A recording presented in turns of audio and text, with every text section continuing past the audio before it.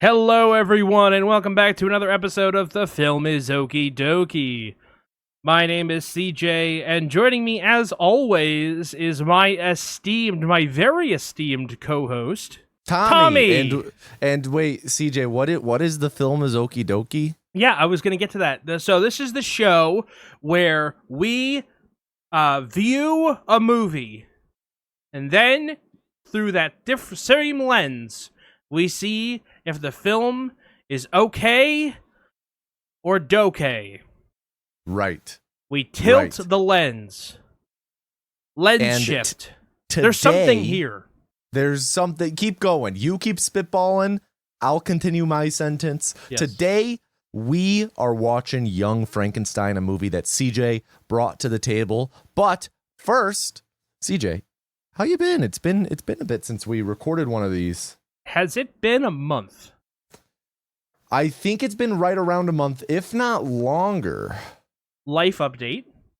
You moved. Yeah. Yep. You no longer live at Redacted. Correct. I now live at Redacted. Oh, yeah, that's such a great place. I love the Redacted. And Redacted. And don't forget identifying street. Oh, and that place is really cool. Oh, and you know what? That identifying landmark at the end of the at the end of that identifying landmark. That's like so picturesque. Oh my gosh, isn't it? It's beautiful. Yeah. And every day I wake up in my house on street name and look out on identifying landmark, and it's a great time. Yeah, like that website that that showed me the realtor photos on, beautiful. The most picturesque realtor website photos I've ever seen. Well, yeah, we moved. It's still a process. We're almost a month in now, and still have a lot of unpacking to do. Still have a lot of settling to do. But you know, we've made a lot of progress, so we're getting there. Mm-hmm. It's a lot of the unpacking has been derailed by, you know, being busy with other stuff and other house chores. Like yesterday, I spent the afternoon after work mowing the lawn instead of being able to unpack and stuff. So we're getting there little by little. It's just a little bit at a time. But CJ, how have you been in the last like a month and a half? You know, pretty good.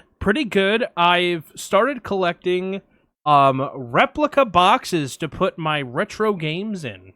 Okay. And that has been a fun hobby for me. I found a good seller on Etsy. I'm not going to shout them out because I recently got something that was not good, and I'm waiting to see how they respond. Okay. It was something that I've had a lot of positive experiences. I had one thing that was printed in error, and I'm waiting to see what the reaction is. So are they are making recreations of boxes for like retro games you have. So like, for example, like a Pokemon cartridge, like they're trying to recreate like that square box the Pokemon Game Boy games would come in, and they try and make it like as legit as possible. Right? Yes. So they make the box. They also make the cardboard insert that the game sits in the box. Okay, like the inner tray or whatever? Yes, the inner tray. And they also make the manuals. Oh, really? Yes. So it was an issue with one of the manuals. One of the manuals was not of a suitable print quality. Let's say that. Gotcha. And I literally have been buying things like 5 or 6 items at a time. So I had two. I'll say what they were. I had a Ruby and I had a Sapphire manual, and the Ruby manual looked fantastic, and the Sapphire manual looked like shit. So, damn. Yeah, so I'm like, okay, this is clearly not the intended quality. Let me see if I can reach out to the seller. So I don't want to shout out the seller just yet. Not yet. Maybe in the rec room. Yeah, maybe in the rec room.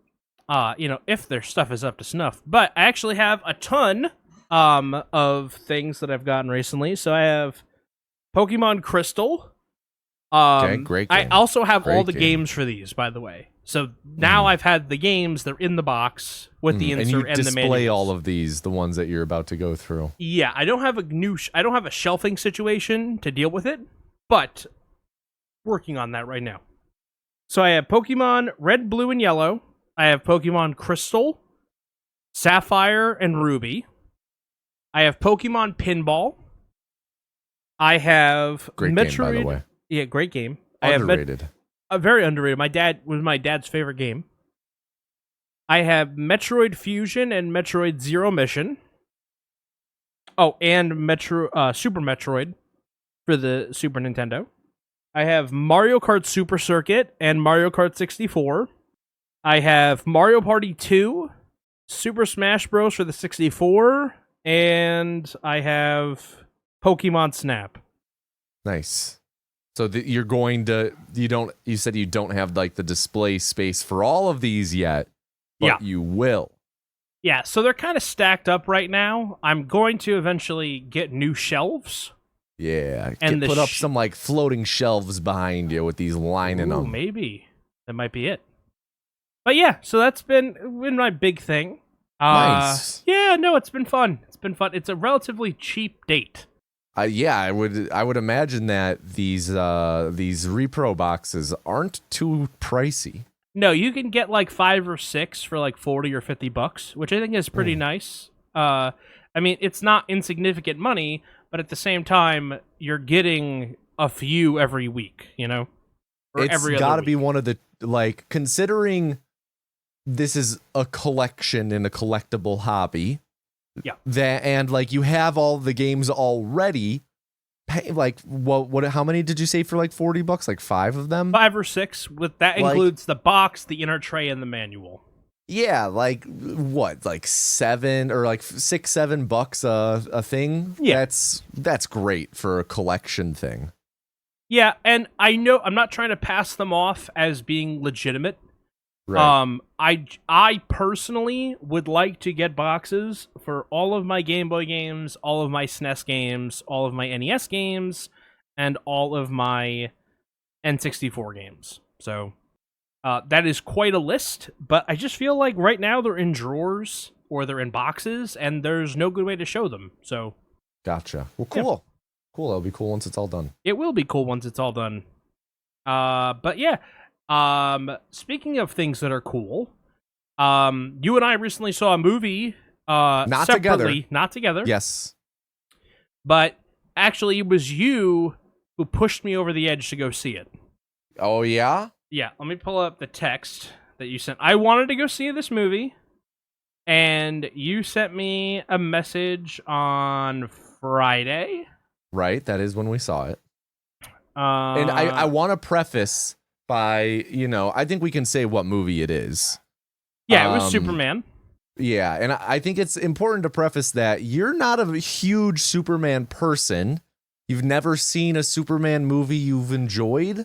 I think that's correct. I'll leave some grace for Christopher Reeve's Superman, like the originals. But in general, not a big Superman. Do you mean Christopher Reeve? Yeah. Okay. Sorry, you said Reeves, and I got real confused all of a sudden. Oh, I pluralized his name. Yeah. Oh, okay. Yeah. His gotcha. Name. He's just the one. I'm trying to find the text. Or was it? Did you message me on Discord? No, I don't think so. I think I just texted you. Here we go. Superman was really great. I think you'll like it. And you said, dope, with an exclamation point. I was looking in the group chat, I think. Yeah, that'll do. Yep. So Friday night, you said Superman was really great. I think you'll like it. So I booked my tickets Saturday afternoon, and we went and saw it Sunday, like bright and early. I took my mom because she went and saw the original Superman in theaters. So thank God you didn't bring your uncle who yells during movies. No. Thank God. Yeah, I couldn't do that. He actually called me on Friday night because he was off and asked if I wanted to go, and I was like, "Oh, I'm busy."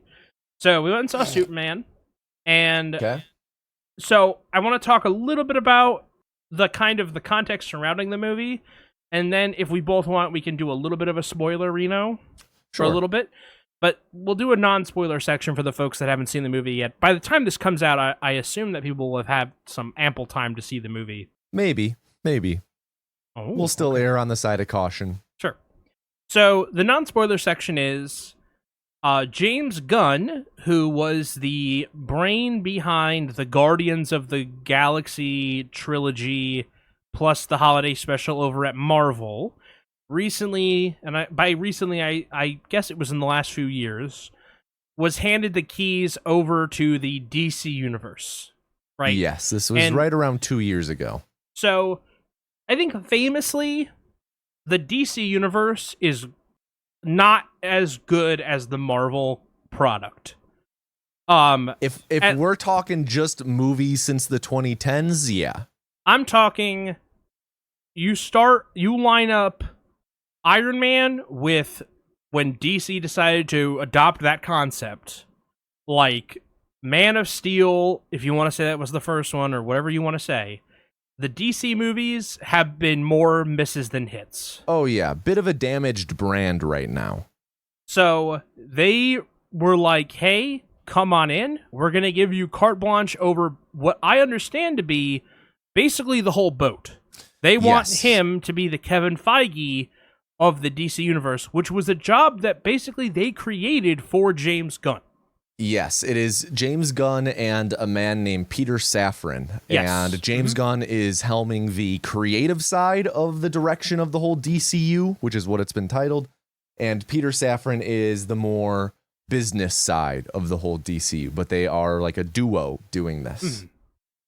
So that also brings us to what are the projects that have kind of taken place under James Gunn. So I know he did the animated show with the soldier guy, Creature Commandos. Yes, Creature that Commandos. is technically the first thing in the DCU. I heard nothing but positive things about it. Yeah, it was good. It was good. Did he also work on Peacemaker season 2? Yes. So I was going to say he did the first DC things he did make were the Suicide Squad, which is kind of the soft sequel to Suicide Squad. The Suicide Squad came out in, I want to say 2021, if not 2022. Really good. Really, really fun. And it's better than Suicide Squad? Oh, by a mile. Okay, good. By a mile. Like The Suicide Squad is genuinely a really good movie. Suicide Squad, you can't really say most of the words in that sentence about it. You can say it's a movie, but not the really good part. The Suicide Squad took the one good thing about Suicide Squad, which was Margot Robbie, right? And there were a couple other people who came over. Sure. What's her face? Viola Davis as Amanda Waller. Yep. She was she fantastic. Is really good. She's really good. Yeah. You also have what's his face? Joel Kinnaman. Yes. Joel Kinnaman as Rick Flag Jr. And Rick Flag Jr. He's whatever in the first Suicide Squad, but really great in the Suicide Squad, the second one. Yeah. But so yeah, the Suicide Squad. Also, Peacemaker season 1 was James Gunn. That's like a direct sequel to the Suicide Squad. And Peacemaker season 2, which is coming out later this year, is connected to Peacemaker season 1, but also in the DCU. So like they have some sort of way of handling the continuity of season 1 is technically a different cinematic universe, but those are the three or four big things he's been involved with. But Superman now, kind of what we were getting at, is the first film in this new film slate of the DCU, and it is written and directed by solely James Gunn, no other credited writers. CJ. Really quick. Yeah. Is it Matt Reeves Batman? Is that who Matt Reeves is the writer and director for The Batman. And that's not a part of the DCU. As of right now, it is not a part of the DCU. Okay. I hope that they figure that out, because that was the best Batman movie that I have seen. So, it would be... part 2 is on the way. It's is Matt Reeves involved?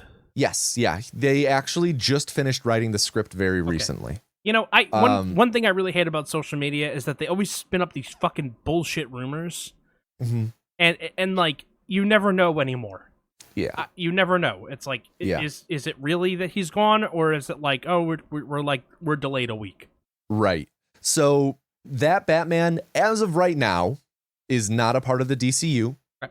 It seems we will be getting a separate Batman for the DCU, played by a different actor at a different point in his career. Probably it seems to be the first Batman project is going to be Brave and the Bold, which is a Batman and Damian Wayne story. So we'll be several Robins down the road. But anyway, that's not what we're talking about. We're talking about Superman.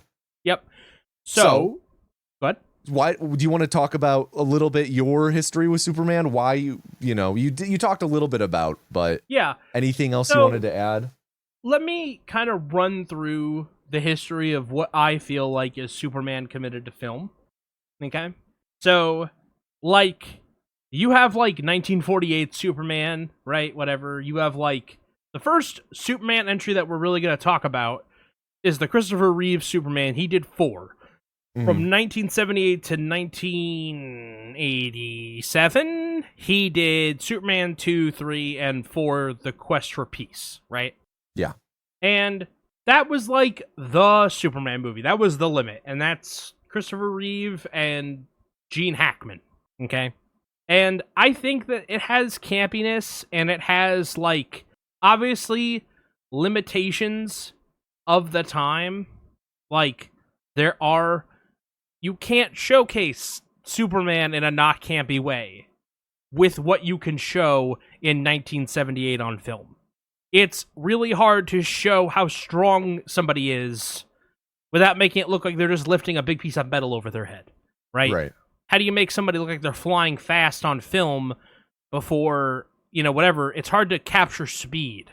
Yeah, it's hard to give things the weight and momentum that really is needed to convey the power of it all. Yeah. Stan Lee famously said about Ant-Man, it was one of the characters he really wanted to see a movie made about because it's so hard to convey in a panel how small he gets. Yeah.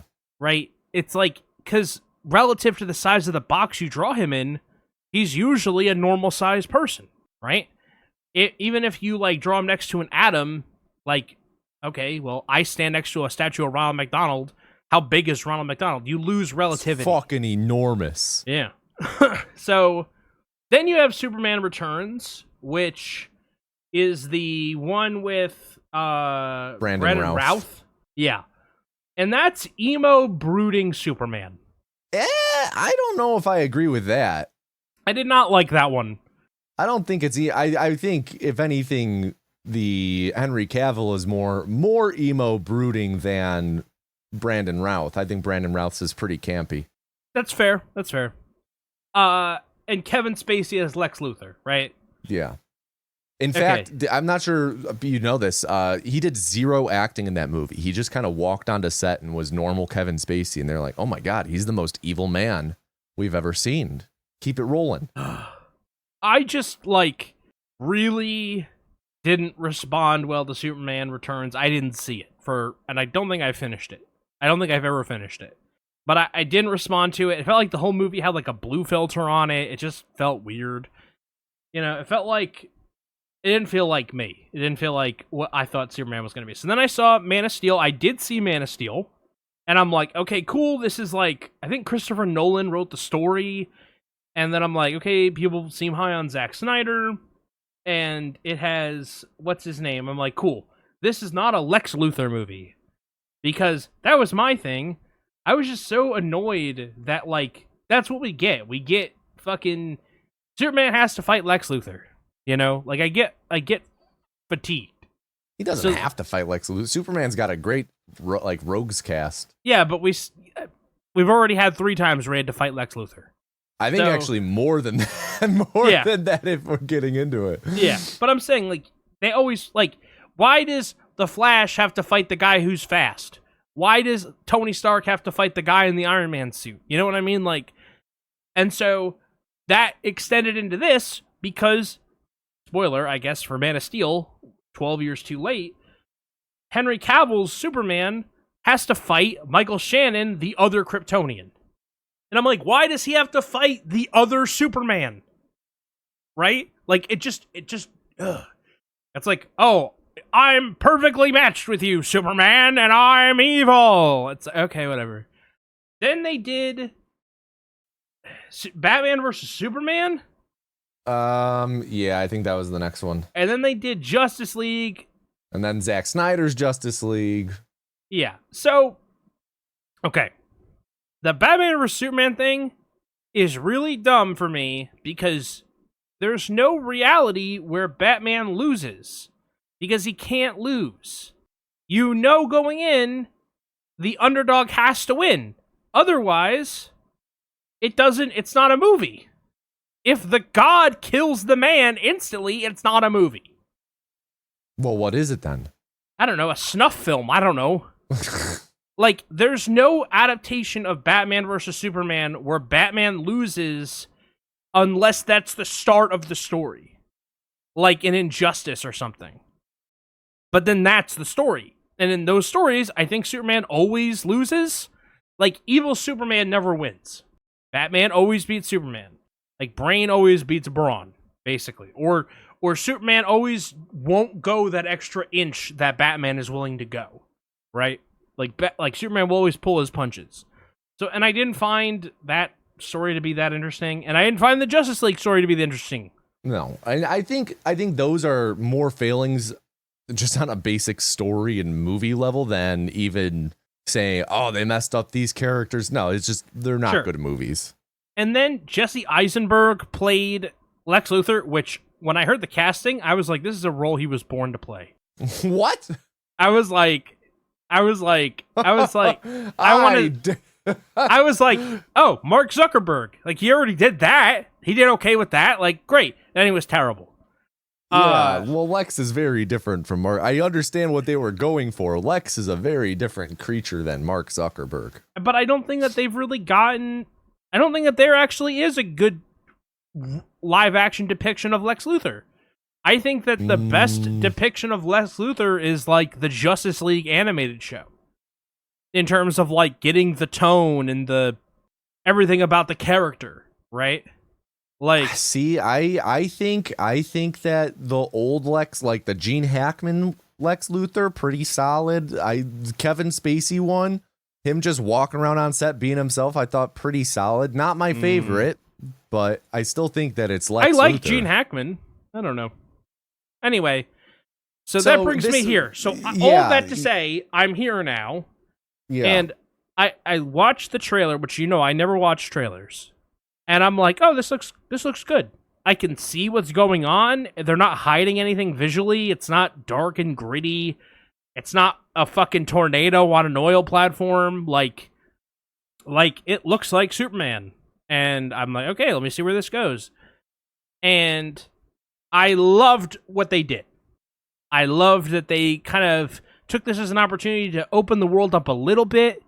They introduced new characters. I love the new actor that plays Superman is great. David Corenswet. Yep, that's his name. Yep. And I didn't like Nicholas Hoult really, but he was good. I just don't like him. Do you not like him because he succeeded in being unlikable as Lex Luthor, or do you just don't think it's a good performance? Okay, so like we've had this argument before where I'm like, what is your motivation? And like Lex Luthor says, I want to blow up the planet. It's like, yeah, but you live on the planet. And then you say, CJ, find me the book where he actually says, I want to blow up the planet. I don't understand what his motivation is. It's not for any reason that he stated in the movie. I think it's very clear. I think it's stated in the movie. No. Yeah, it's because they talk he just about straight it at the end. Yeah, at the end. Yeah. Yeah, it's like I hate Superman. Because the whole time you think he's approaching it from this angle, and at the end it's revealed, no, it's actually a bit more of a personal angle. That's more spoilers. We can talk about that in a second. Fine. But anyway, so I love what they did with Crypto. Spoiler: the dog is in the movie. I liked all the introduction of the new characters. And it just had a tone to it, and it didn't feel like Guardians. It didn't feel like a Guardians of the Galaxy movie, which is kind of what I didn't want. I wanted this to be its own thing. Like, I wanted it to have a flavor of James Gunn, but I don't want it to be jokes. You know? Yeah. And I feel like they succeeded. And this is probably my favorite version of Superman committed to film. Okay. By a large margin. How about you? All right. Yeah, so just my quick background. I'm a big fan of Superman as a character, not so much from the movies, more so from the comics. Like I've read All-Star Superman, which is the comic run that this is like most closely adapting or takes the most inspiration from in terms of Superman comic run. So like I'm a pretty big fan. The thing I love about Superman as a character at his core is the sincerity. He is an incredibly sincere character who sees the best in humanity, and despite him not being a human, is the most human person on the planet. And I love that about him. I love his optimism, and I really love how not just him as a character in the movie was sincere, but the whole movie was sincere. Like you said, like you didn't want it to be like Guardians, which is like very sarcastic, ironic, dry, snarky. And this movie has humor in it. It is certainly a funny movie with like scenes that play more towards the comedy side of things than anything else. But it's not this comedy that's just dripping in layers of post-irony. It's a very sincere movie. The tone I thought was fantastic. And it just captured all the things I love about Superman. So this is my favorite on-screen, on film rendition of Superman. Is it my favorite Superman period? I don't know. I really like my adventures with Superman. But big fan. Like this really, really impressed me and makes me really excited for where this is going to go.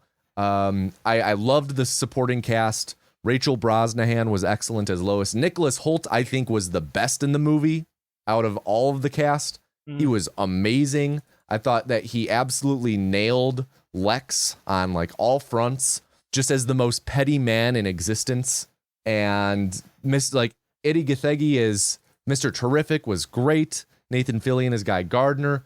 Isabella Merced, which she had a bit more to do as Hawkgirl, but just all around, there was a lot going on, but I think most of it landed really well. Is it perfect? No, it's not perfect, but it's really good. It's really fun, and it has that heart that I think is important for Superman. So I loved it. I thought it was great. Yeah, no, I agree with basically everything that you said. I want to go quickly into spoiler territory. Sure, spoilers starting now. Check the description for timestamps on when this ends. I will keep this very brief. Yeah.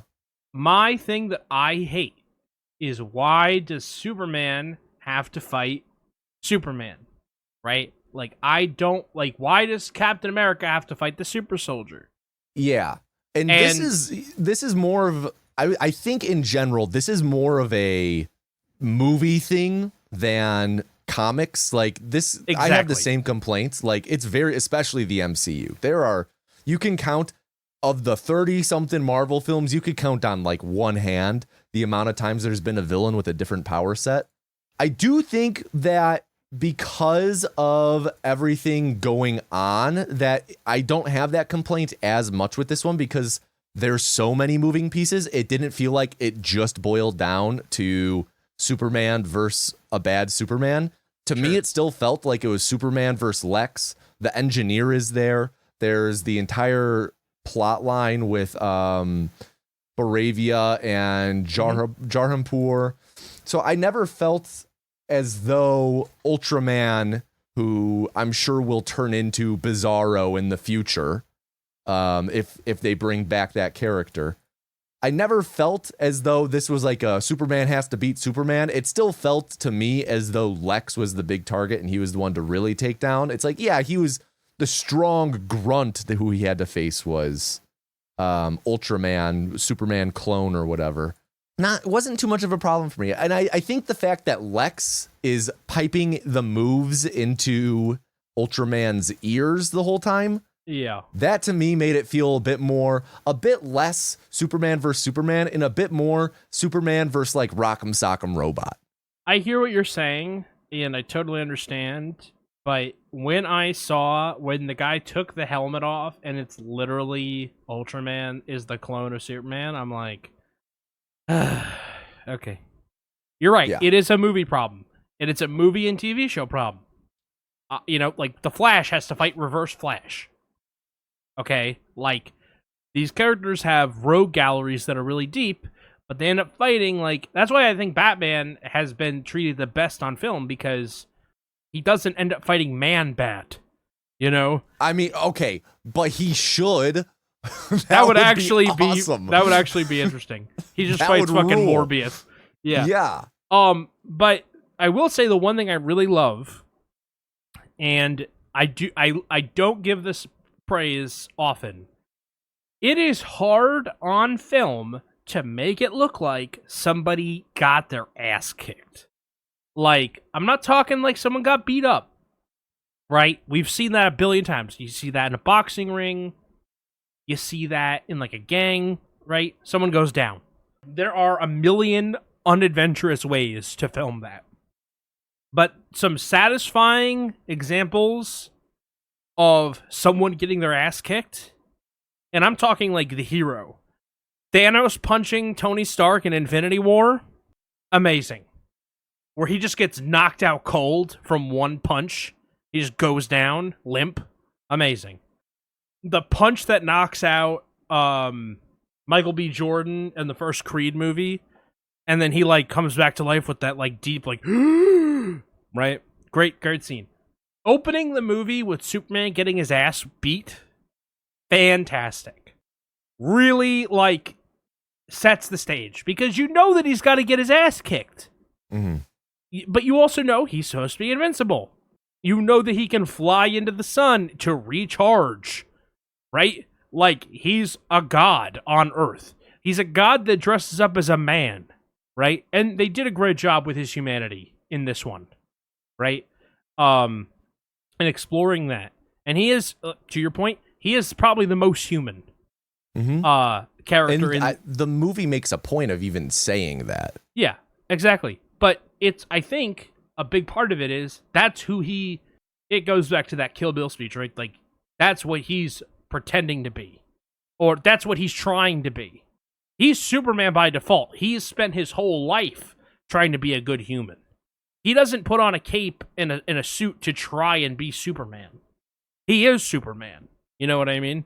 I'm not sure if I actually do. Really? Yeah, like I guess. Okay, so like Batman, right? Me, like, Bruce Wayne. Well, yeah. Puts on the cowl and the cape. Yeah. He becomes Batman. Yeah. And Batman's struggles are about being Batman and managing that with like being Bruce Wayne, and like, where's the line? But Superman is always Superman. And he spends his whole life being a good person. It's not like he struggles at it, per se. Like, I guess he does. That's part of the speech at the end. But it's not like a plot point. Like, when he gets up in the morning, he puts on a suit and tie and a pair of glasses. Hypnotic glasses, by the way. Shout out to that little detail. That was Love really that they fun included that they did that. Yeah. Shout out that they included that. You know, he puts on that stuff, and he goes to work as Clark Kent. He could at any time destroy that building with a single punch, but he doesn't. Right? That's the act. That's the costume. That's the facade.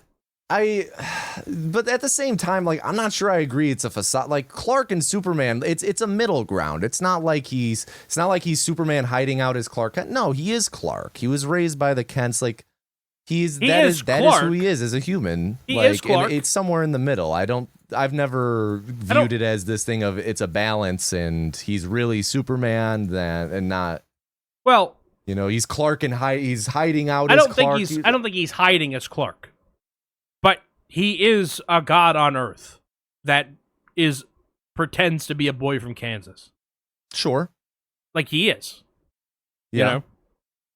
I'm not saying that he does it like facetiously, or that it's like a secret, or I guess it is a secret. I don't know.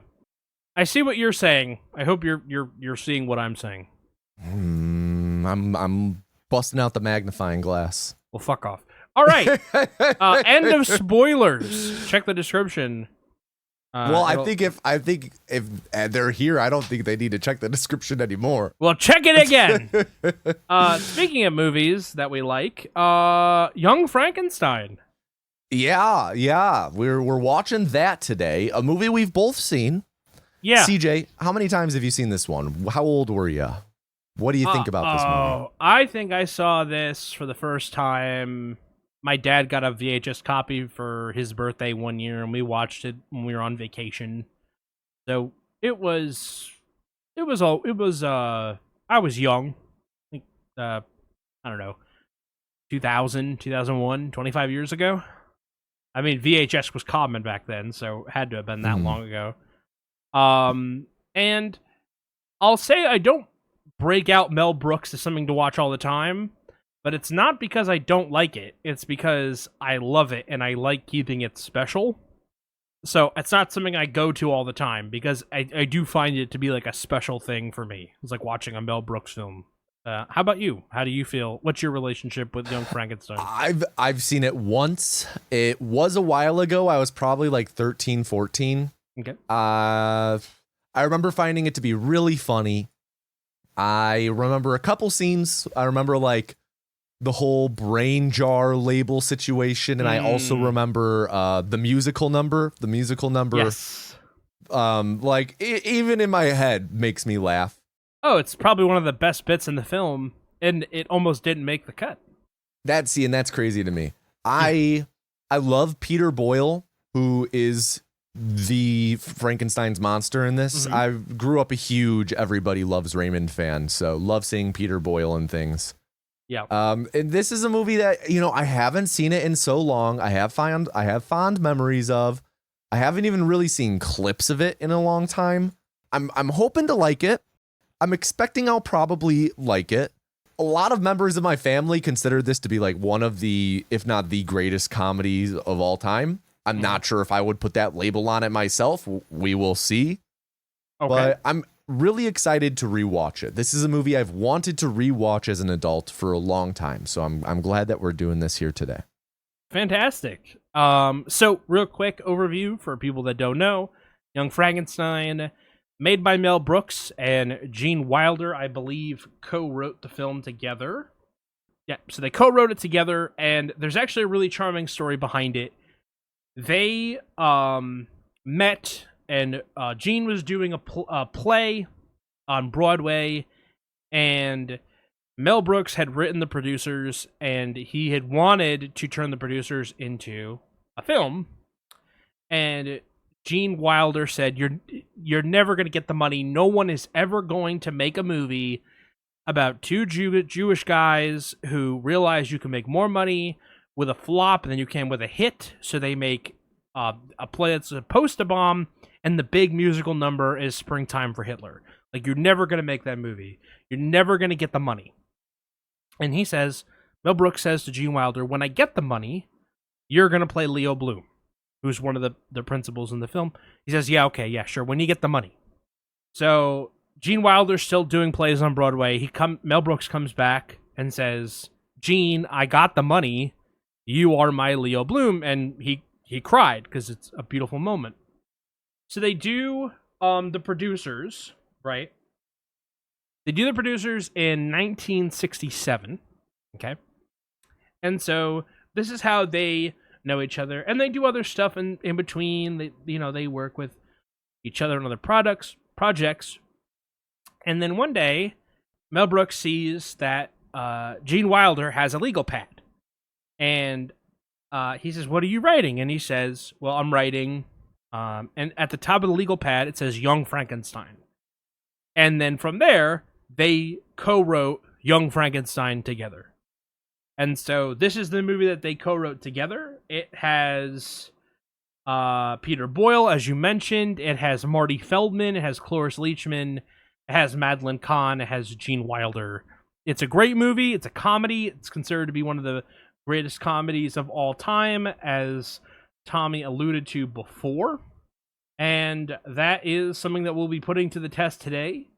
It is ranked number 13 on the American Film Institute's list of 100 funniest American movies. So just that little bit of context going in. And number 1, Requiem for a Dream. Someone in your chat mentioned that movie today, I think. We were chatting about it recently, yeah. Yeah. All right. You have anything else before we jump in? I don't think so. I'm ready to freaking watch this. All right. So, everybody, thank you for listening to the pre-show. If you'd like to listen to the companion audio podcast where we watch the movie live, you can pause the podcast right now. Every YouTube commenter ever is mauling because they're like, "Oh my god, you put the fucking the credits in before the beginning of the video. Oh my god, it's unwatchable." Oh, is that what people did for speed docs? Yeah. They were like, "You're so vain." That's funny. Shut the fuck up. This is what everybody used to do. People would tell me my videos were unwatchable. Yeah, I mean, the second that there's opening credits, my eyes just start hurting. People can't skip ahead. Ow, fuck. Fuck! My eyes hurt so bad. Oh, now it's raining! Oh my god, we're pushing in!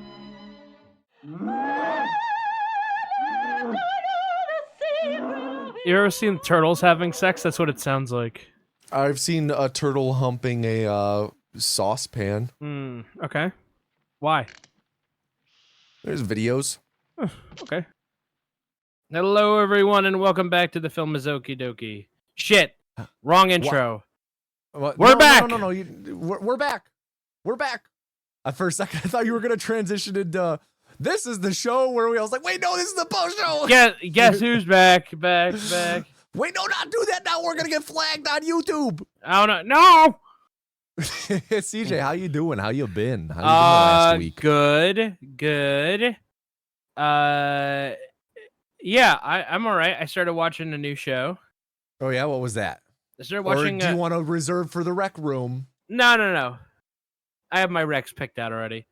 Oh, really? Oh, geez, yeah, I gotta start working on that. Yeah, I started watching the new. It's not, I don't know how new it is. It's Star Trek: Strange New Worlds. Okay. Pretty good.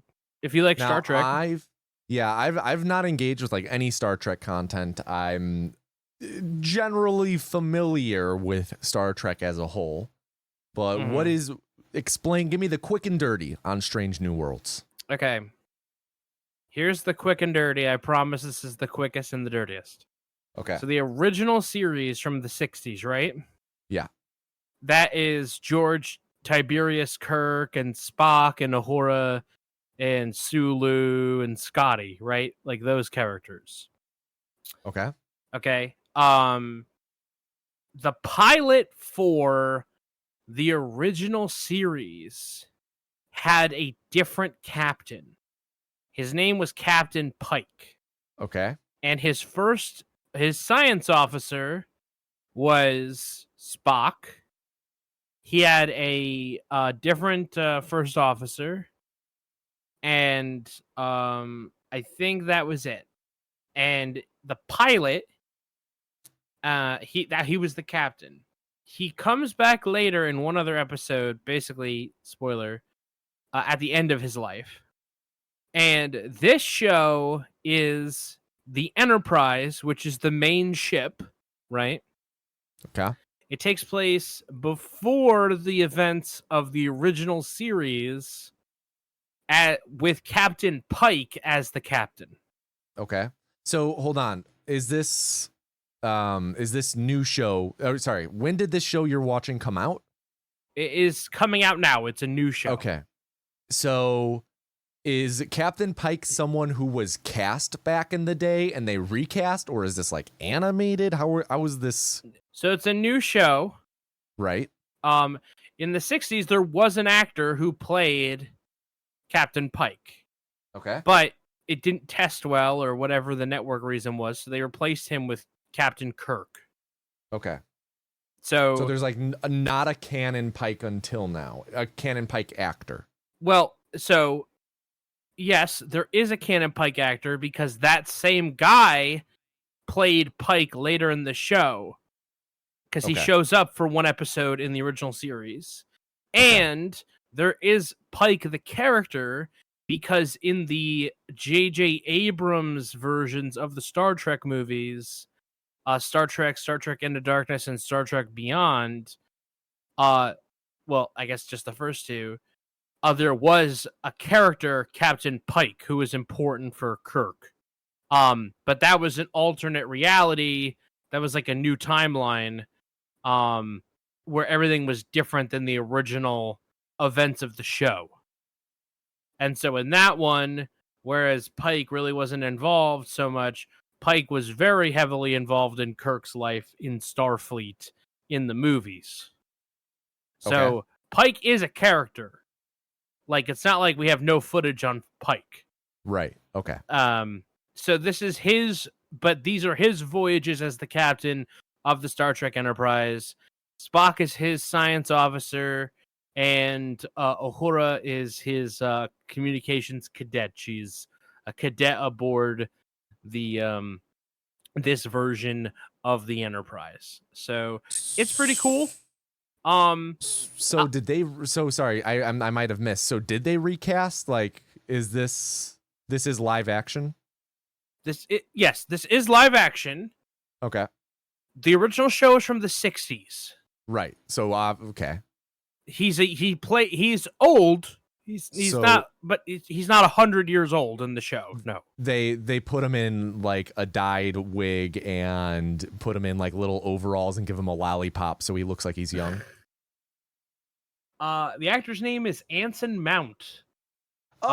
Wait, he's Blackgar Boltagon. Is he? He's Blackgar Boltagon. Oh, there you go. Yeah. Cool. Yeah, he's really cool. Nice. He's 52 right now, so he kind of looks like a 52-ish year old man. He also was in Hell on Wheels. I don't know if anyone listening saw that. Mm-mm. But he also played Pike in Discovery, which Strange New Worlds is a offshoot of Discovery. Gotcha. So I'm gonna briefly explain to you what I like about Star Trek.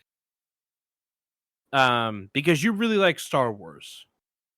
Okay, don't be lobbing around that. I'm not No. over here Star Wars mega fan. You kind of are.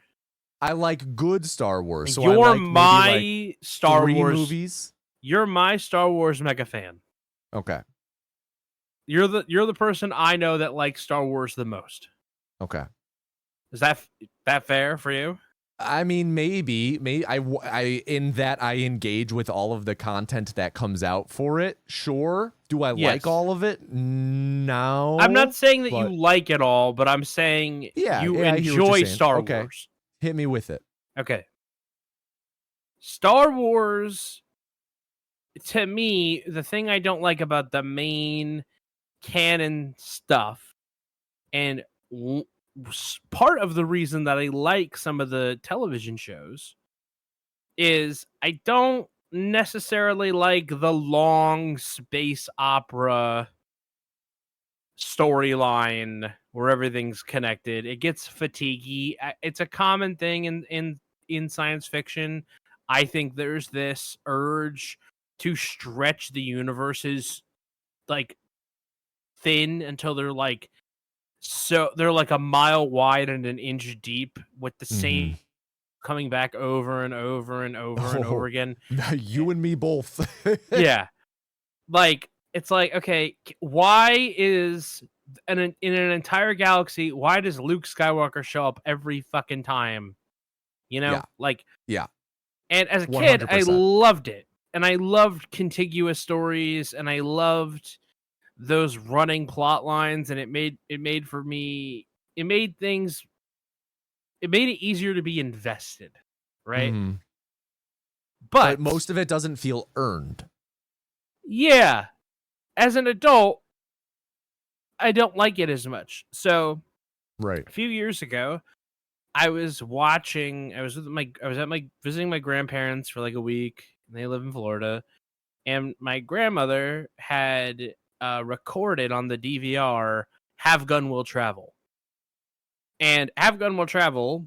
I had not watched it up until that point. It's from, I think it was a radio serial, and then later on it became a show. It stars Richard Boone, and basically it's about a guy named Paladin, and he travels around every week, and he solves a new problem. So Paladin breaks up gunfights. He might escort some cargo. He might be a bodyguard. In one episode, he umpired a baseball game. Right? That's probably one of my favorite episodes. But like, so hold on, you have a dude with a gun umping a baseball game. they hired him because it was a baseball game that had turned deadly. What? I gotta watch this. Yeah, it's listen, for a 50 show or a 60 show, it's pretty good. But like, I fell in love with that format. You get to know him and what he is and what he's about through the situations that are presented for him, and every episode has some measure of resolution. It doesn't always have to be satisfactory resolution, but like, that game did end. That baseball game did end. That wagon train did get where it was going. Those people that were trying to steal the land, they didn't steal the land. It may not always be the resolution that you want, but there's always resolution. And it often had something to say, right? It was like Paladin shows up, and it's old-timey, but it's like kids fighting over a parent's inheritance, right? It's like it could have like modern sentiments to it. So then and this was like, I don't know, I was in my early 20s. So then I'm like, okay, I like this format of show. I love that show. That show is my favorite show. One of my favorite shows. And you can also, what I love about that show, you can pick up any episode at any time and it makes sense. You don't have to watch all the other shows. So you can just pick up that one episode. If that one episode sounds good to you, you can just start watching that one episode and you're good to go. Star Trek's the same way. I call it the have gun will travel formula, where this week the characters are going to be put into this position, and by the end of it, they're going to have a solution. So, we have to fight the rock people. Okay, no problem. We have teleporters. Oh no, there's an ion storm that's blocking the teleporters, and 4 of our crew members are on the planet. Oh no. Oh, and the rock people are physically superior, so we can't fight our way out. We can't run away. The only thing that we can do is try negotiating with the rock people. And so then you learn about the rock people culture, and then that's all that there is left to do. Is you just get this. Why are you fighting with the rock? Why are the rock people fighting each other? Right? It's like, well, they poisoned the water. We didn't poison the water. They poisoned the water. And then it's like, kind of fucked up of the rock people to do, if I'm being honest. I'm not sure I like these rock people. Yeah, the rock people, like I'm saying. But then next week, you don't get another plot about the rock people. Then it's like, okay, next week, it's Klingons. Next week it's something else, or we're investigating a comet, or next week we're investigating a supernova, but it's doing something weird, or if we don't push this asteroid out of the way, it's going to destroy this undeveloped civilization. And I love those problems, right? So like that's where I really started to like Star Trek. And so this is kind of the same deal. It's that model. It's every week they're going to have a new set of problems, a new set of circumstances. Some have higher stakes than others. Like, one episode was, if this doesn't get solved, everybody is going to die. The other one was, if this doesn't get solved, 2 people are going to die. If this doesn't get... It's the episodic format. Yeah, episodic. Or serialized. Yes. So, what, like, going back to Star Trek, I always, from my understanding as an outsider, someone who has not watched Star Trek, the gist, I guess, big, high, upper level thing about it is it's much more philosophical, like posing dilemmas and exploring like the philosophy or morals or politics of them. Would you say that's generally accurate? Yeah, like Star Wars, the solution to every problem is a laser sword and a gun. Typically, yeah. Like, so their diplomacy has broken down. This new show that you're watching, do you feel that it's faithful to Star Trek in that? Do you feel like it's faithful in, its intent with the writing, or do you feel it's kind of, a bit more catered towards a modern audience where it's a bit more action, like a balance? There's more action, but they're able to do more than they were even just like next gen, in the 90s. Yeah, I'm sure a lot of it's just technical limitations that have been absolved by now. Yeah, my mom and I were talking about this. Just the set for the bridge is so much bigger. Because the original set for the bridge was like one room. Mm-hmm. Now it's a whole thing with computers and monitors and everything. Yeah, like, so I'll give you the fuck keeps a computer on a bridge? It's gonna get wet. There you go. I'll give you a good example. This is a little bit of a spoiler about Strange New Worlds, but I'll be vague about it. So basically, they encounter a comet, okay? And the comet is going to collide with a planet. But in Star Trek, Starfleet has something called the Prime Directive. And basically, you're not allowed to interfere with civilizations that are not ready to interact with you. So, like, gotcha. They can't go to the caveman and give them the warp core. Right? If you're not a warp civilization, you can't, they're not allowed to interfere. Observe, report. Kind of like Mass Effect in that sense. Yeah. So it's okay, well, what are we going to do? We're not going to let these people just die. So they're like, okay, we can push the comet off course, just barely, so that the comet avoids the planet, right? And so they fire 4 torpedoes at it, which will push the comet. It's huge.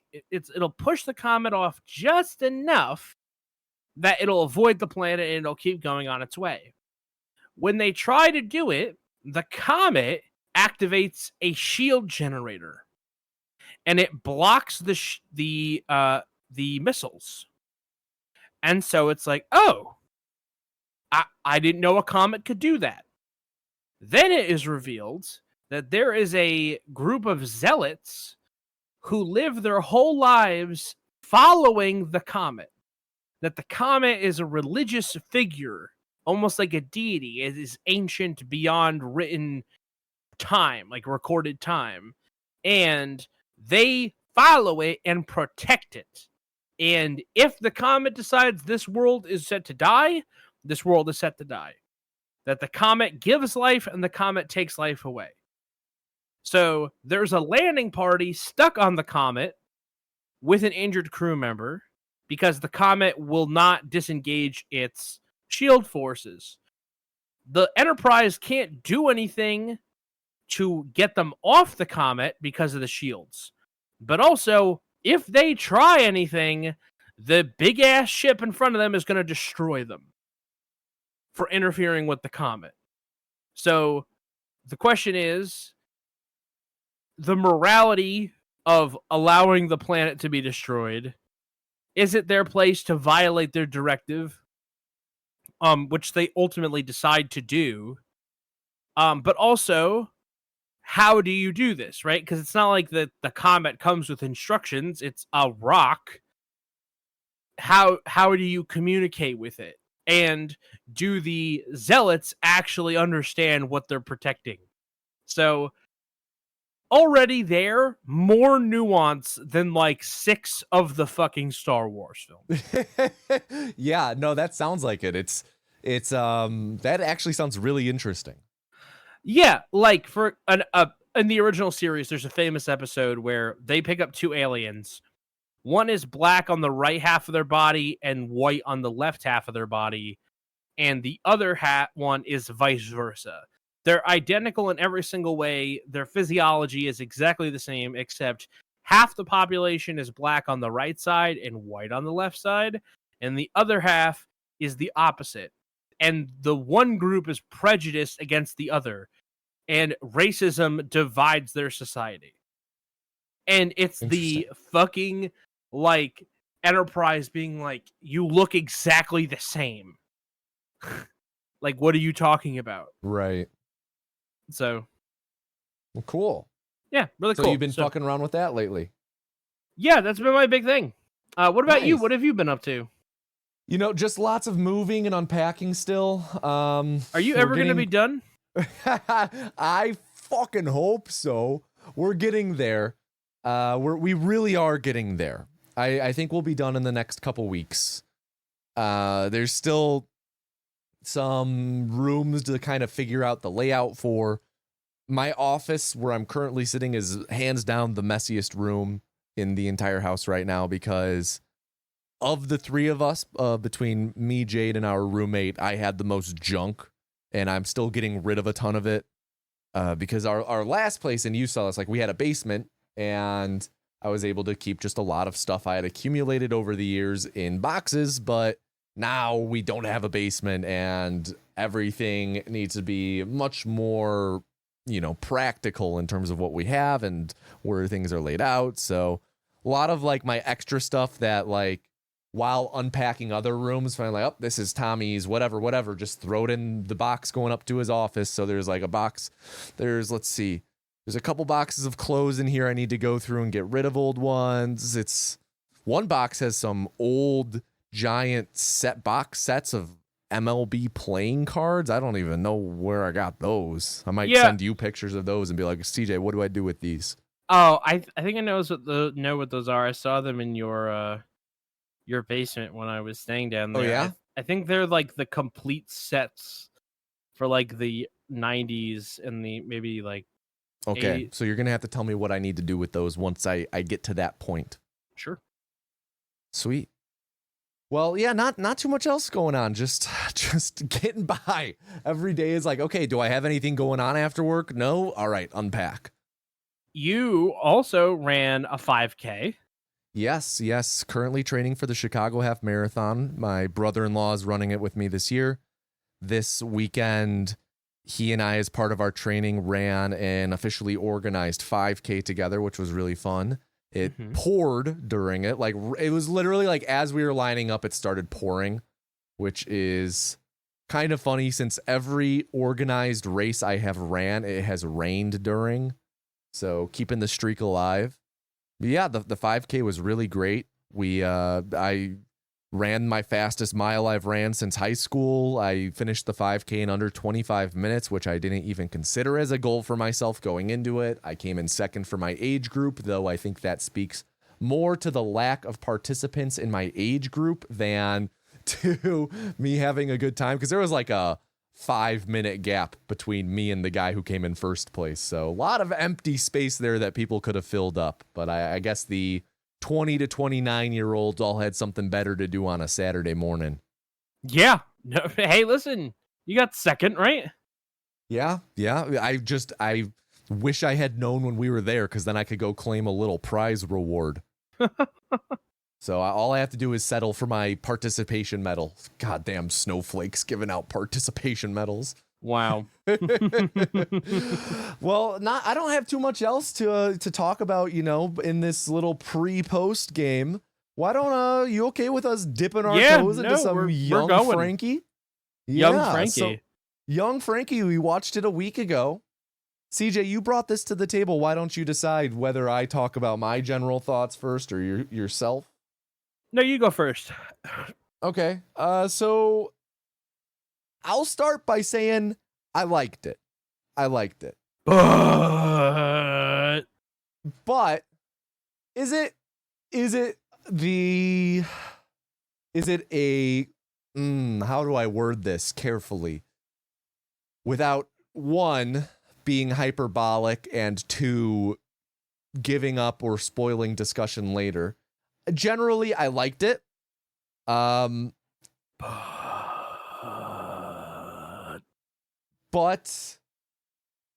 I think it could be I'll leave it at I liked it for now. I liked it. I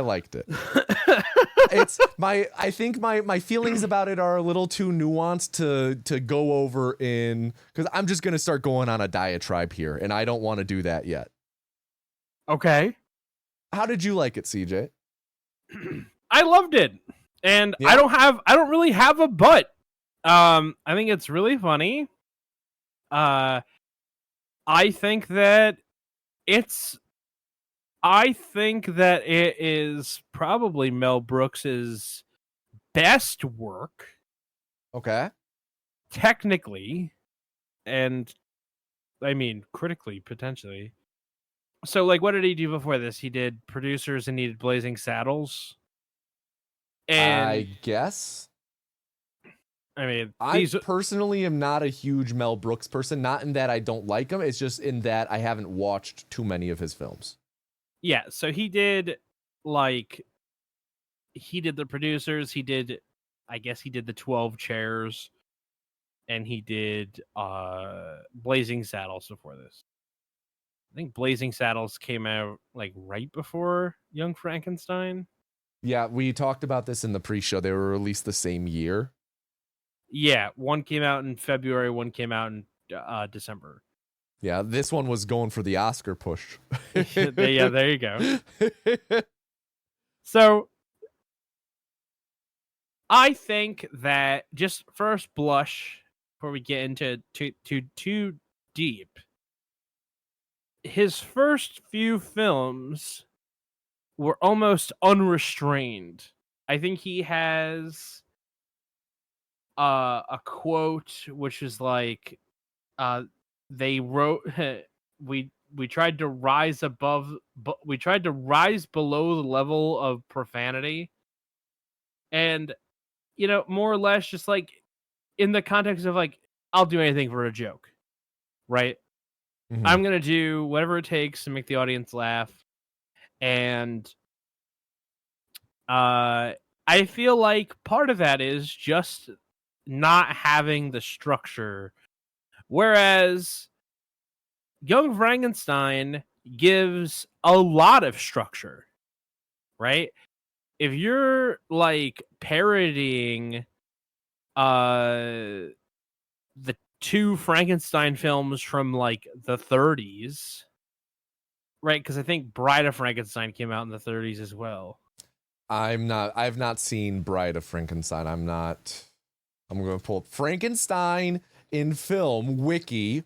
Let's see. List of films featuring Frankenstein's monster. That's exactly what I wanted. Frankenstein, oh, that's not the one we're talking about. Yeah, Frankenstein, 1931. Bride of Frankenstein, 1935. Son of Frankenstein, 1939. Oh, there you go.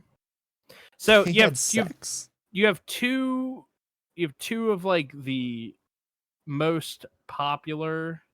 I think that Frankenstein, the original, is influential, even if I haven't seen it. It's an influential film piece. And Bride of Frankenstein, I know, is one of the more popular 30s horror films.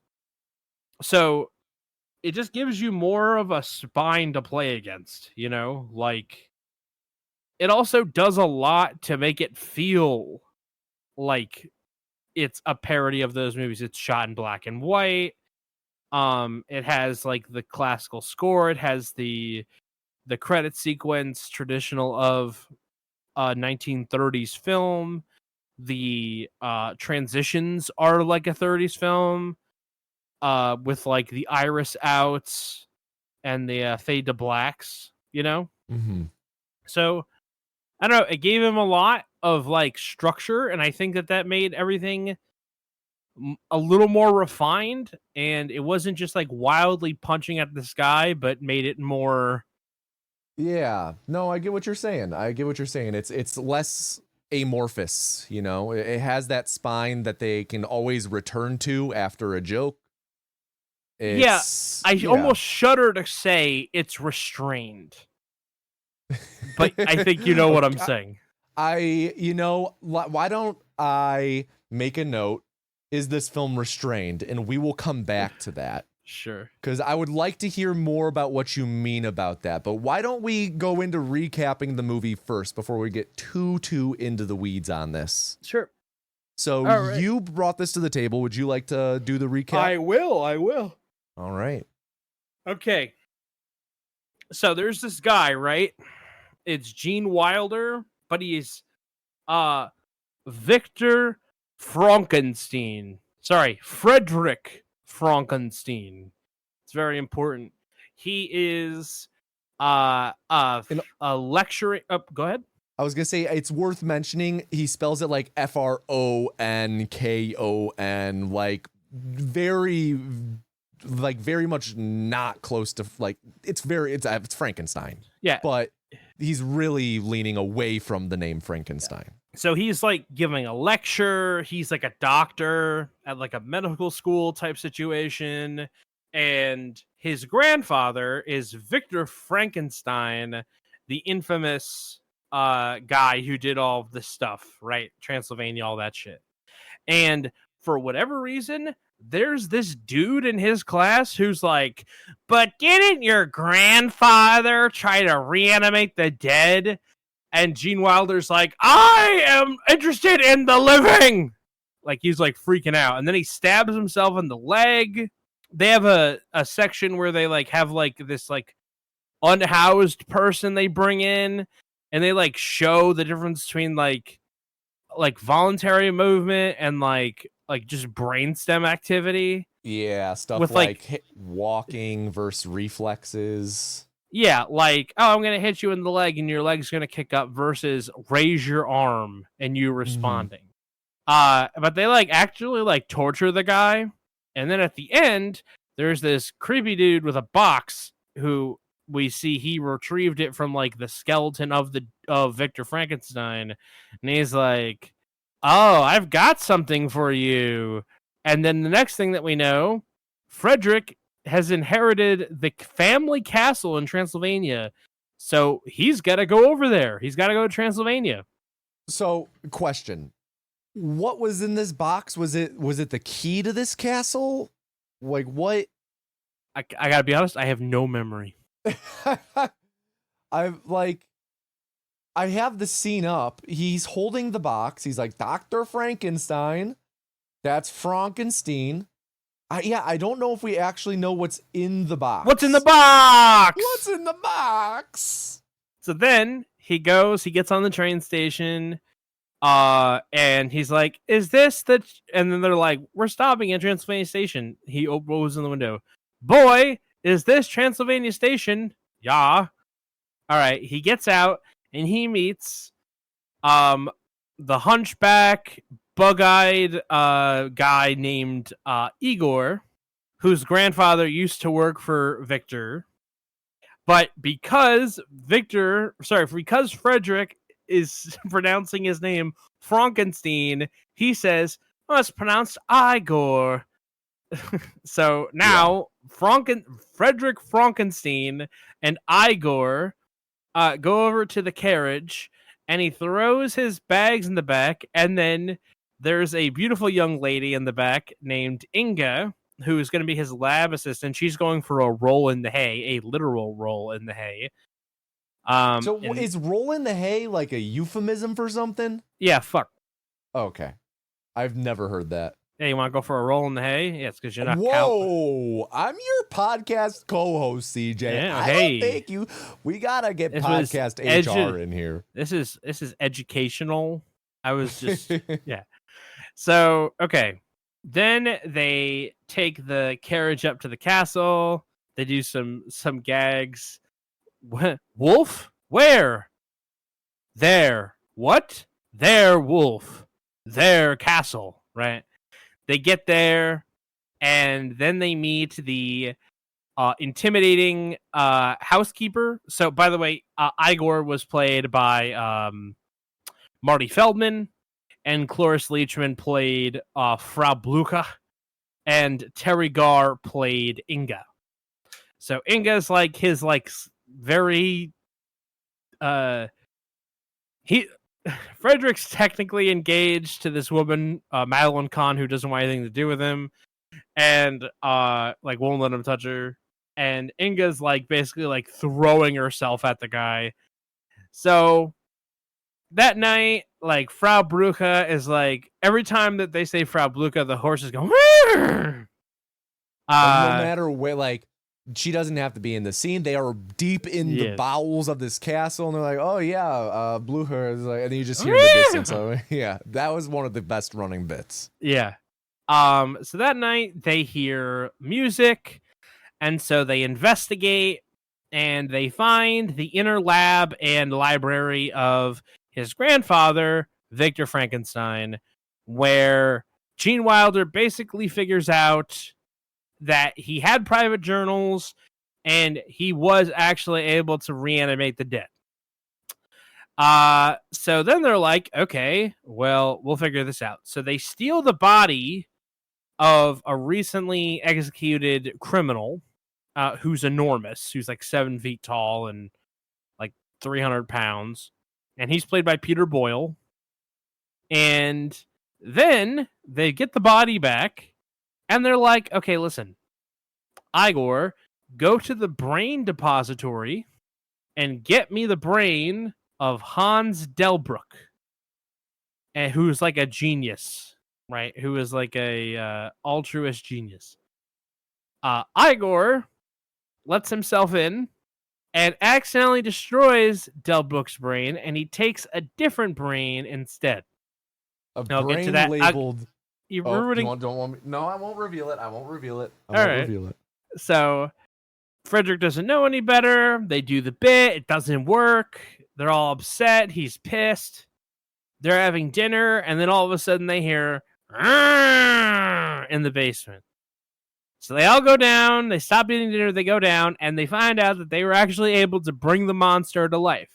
So they're trying to get him to talk. They're doing stuff. Igor lights a match.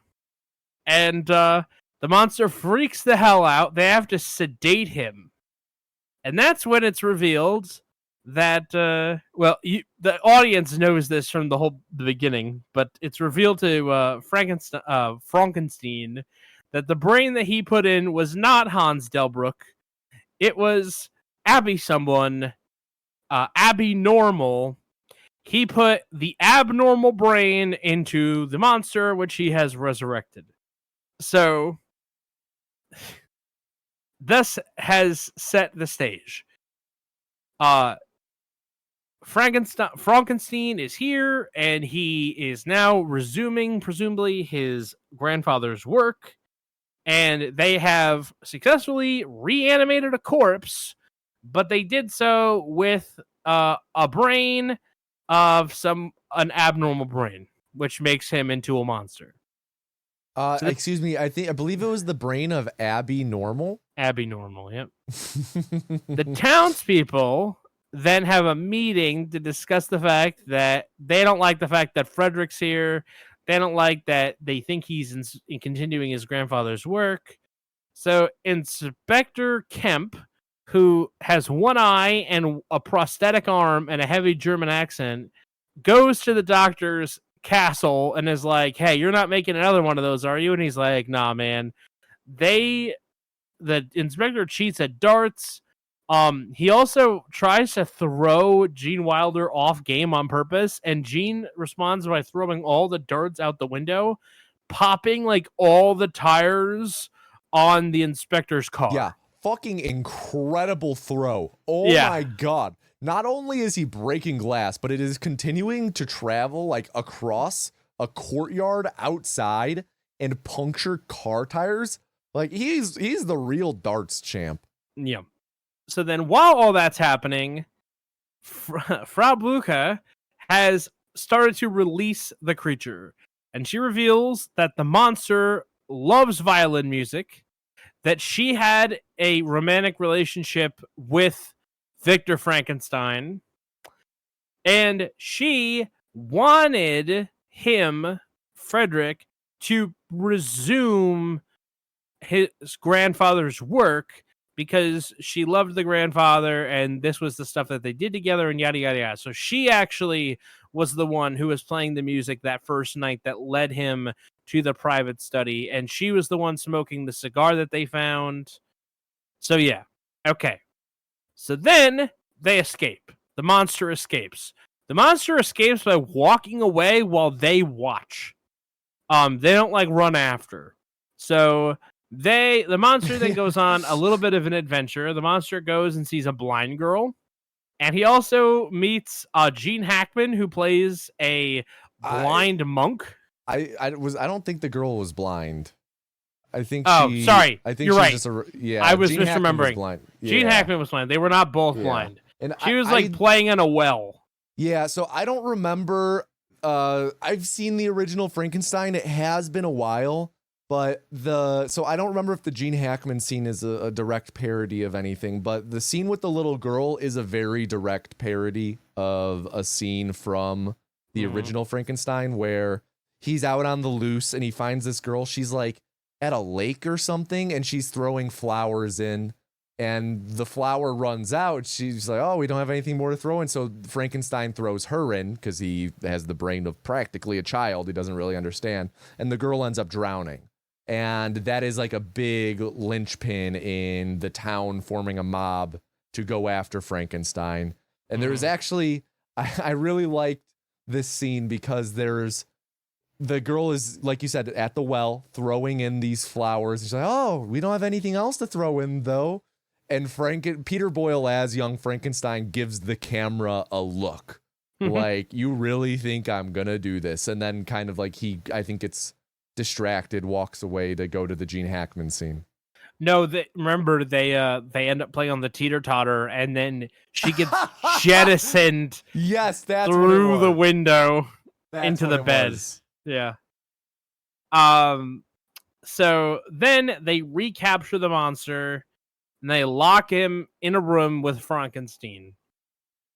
And he basically gets him to chill out by flattering him, and is like, listen, like, I'm gonna make you okay because I'm a Frankenstein. And he starts like going crazy. So then they're like, I'm gonna show you how civilized my monster is. So he invites a bunch of like neurologists and stuff, like all these brain people, to a theater. And he's like, I'm going to show you, this is the reanimated corpse of this guy. And then he's going to follow my simple commands. And then the lights dim. And then they start performing Putting on the Ritz in Top Hat and Tails. Yeah. Which is probably the funniest scene in the whole movie. During the performance, one of the lights explodes, which pisses the monster off. He gets angry. They start booing him. Then they start throwing rotten vegetables. Why did neurologists and neuroscientists fucking bring in rotten vegetables to this thing? Like, why was that? They were ready, man. They were ready. Then he gets captured by the police, and he's all chained up. And then, like, Frederick's all beating himself up, and then Inga's like, I wish there was something I could do. I wish there was something I could do. I wish there was something I could do. So, of course, they fuck on the reanimation table. And then the monster escapes from prison. At the same time, Elizabeth, who's Frederick's fiance, who, like, doesn't want to touch him at all, arrives. Mm-hmm. So the monster takes her hostage, and basically looks like he's gonna like rape her, but then she's really into it, and that sentence sounds really, really bad, but that's basically what exactly happens. They make love like 8 or 9 times, and then he leaves because he hears the violin.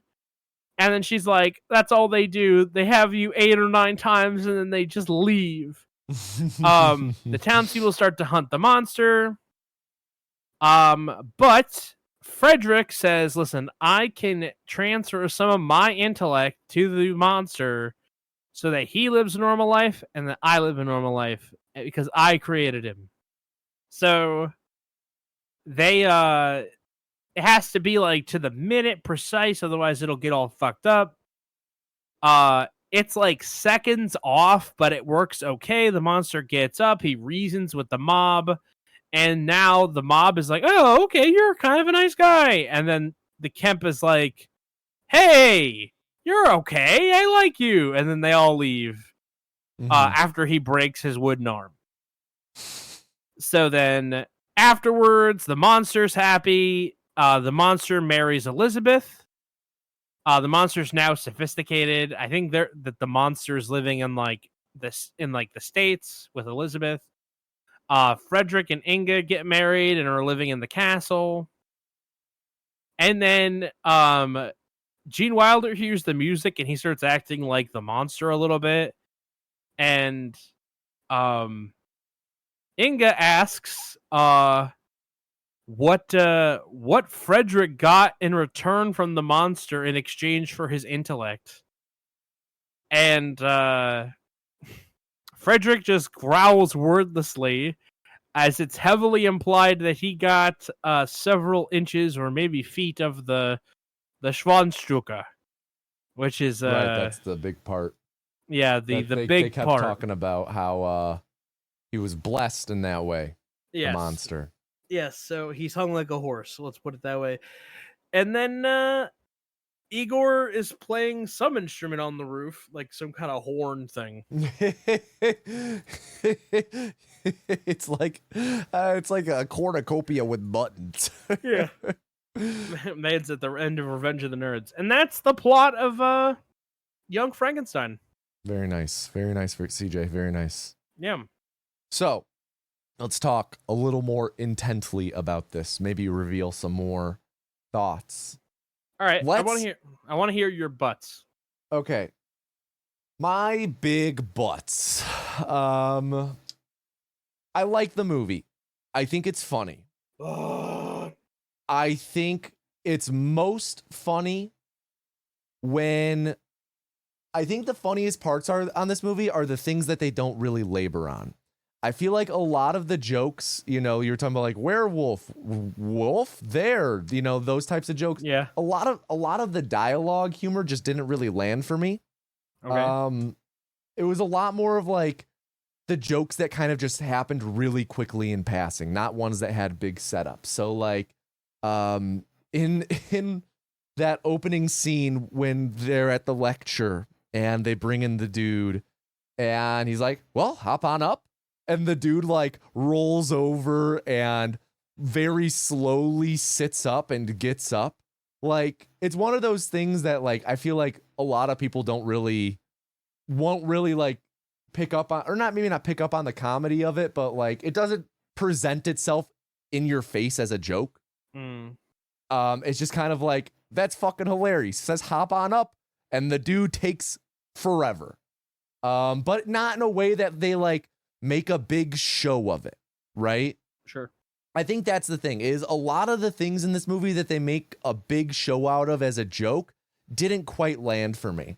And it was really the things where they just like kept going in stride. That's when it really, really stuck. Like when he arrives in Transylvania, or maybe I don't even remember who it was, but at one point Igor's like, "Oh, will you help with the luggage?" And Igor's like, "Yeah, sure." And he just takes the smallest bag and walks away.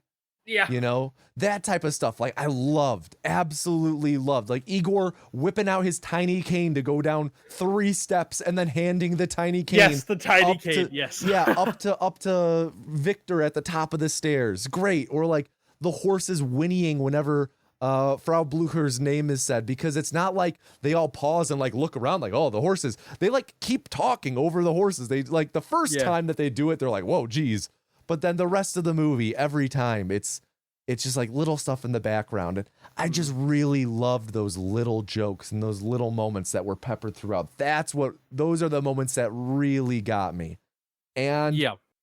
a lot of the other times in like, it's one of those things that, you know, this movie came out 50 years ago, 51 years ago. So we as a modern audience have seen so many things that have riffed off of this and have been inspired by this. And a lot of the comedy in this, it's one of those things where it's like trying to see it for what it was at the time. And it's hard with comedies to distance yourself and be like, okay, well, was this funny at the time? Was this novel at the time? Because it's a bit different, because comedy's a lot more lived experiences and stuff like that than something like, you know, going back to our episode on The Searchers. That's a lot more something you can really research to understand the setting and environment and the whole context of it.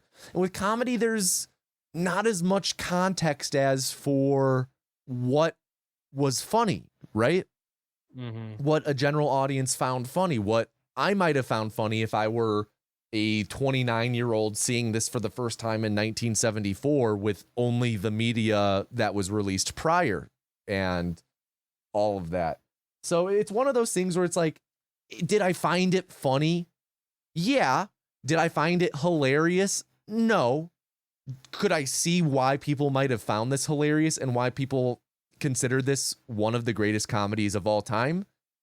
Yeah, I could maybe see if someone is like, that's the funniest movie. I'm not going to be like, oh my God, but have you seen fucking Step Brothers? I'm not going to say, not that I think that's the funniest, but like, you get the point. Like, You did come up with that real quick. I was just trying to think of like a modern movie that people are going to say is hilarious, right? It's just, you know, I can see why people love it. Did I find it to be funny to that point? No. Did it have huge laughs out of me? Yeah. The putting on the Ritz scene, it feels like that's what the whole movie is building to. And like, especially having seen the movie before, albeit a long time ago, and knowing it's coming, like, it's so good. It is, that scene, I will say, is one of the funniest things I've ever seen. When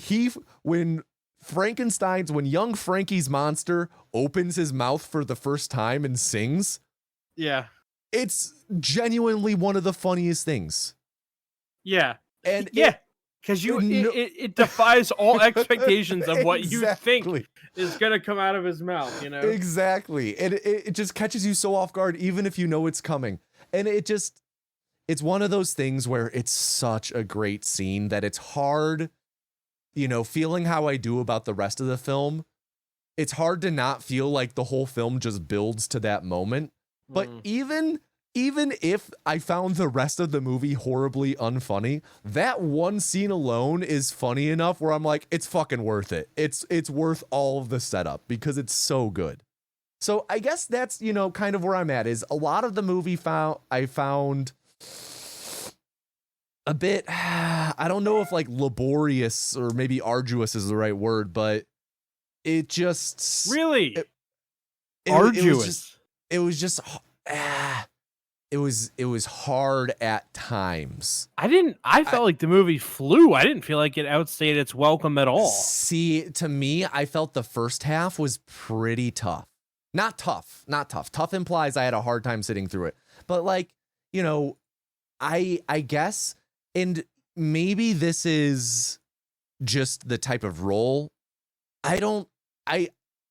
I think the standouts in this are Marty Feldman and Peter Boyle. Gene Wilder, he's a great actor. He's a great comedic actor.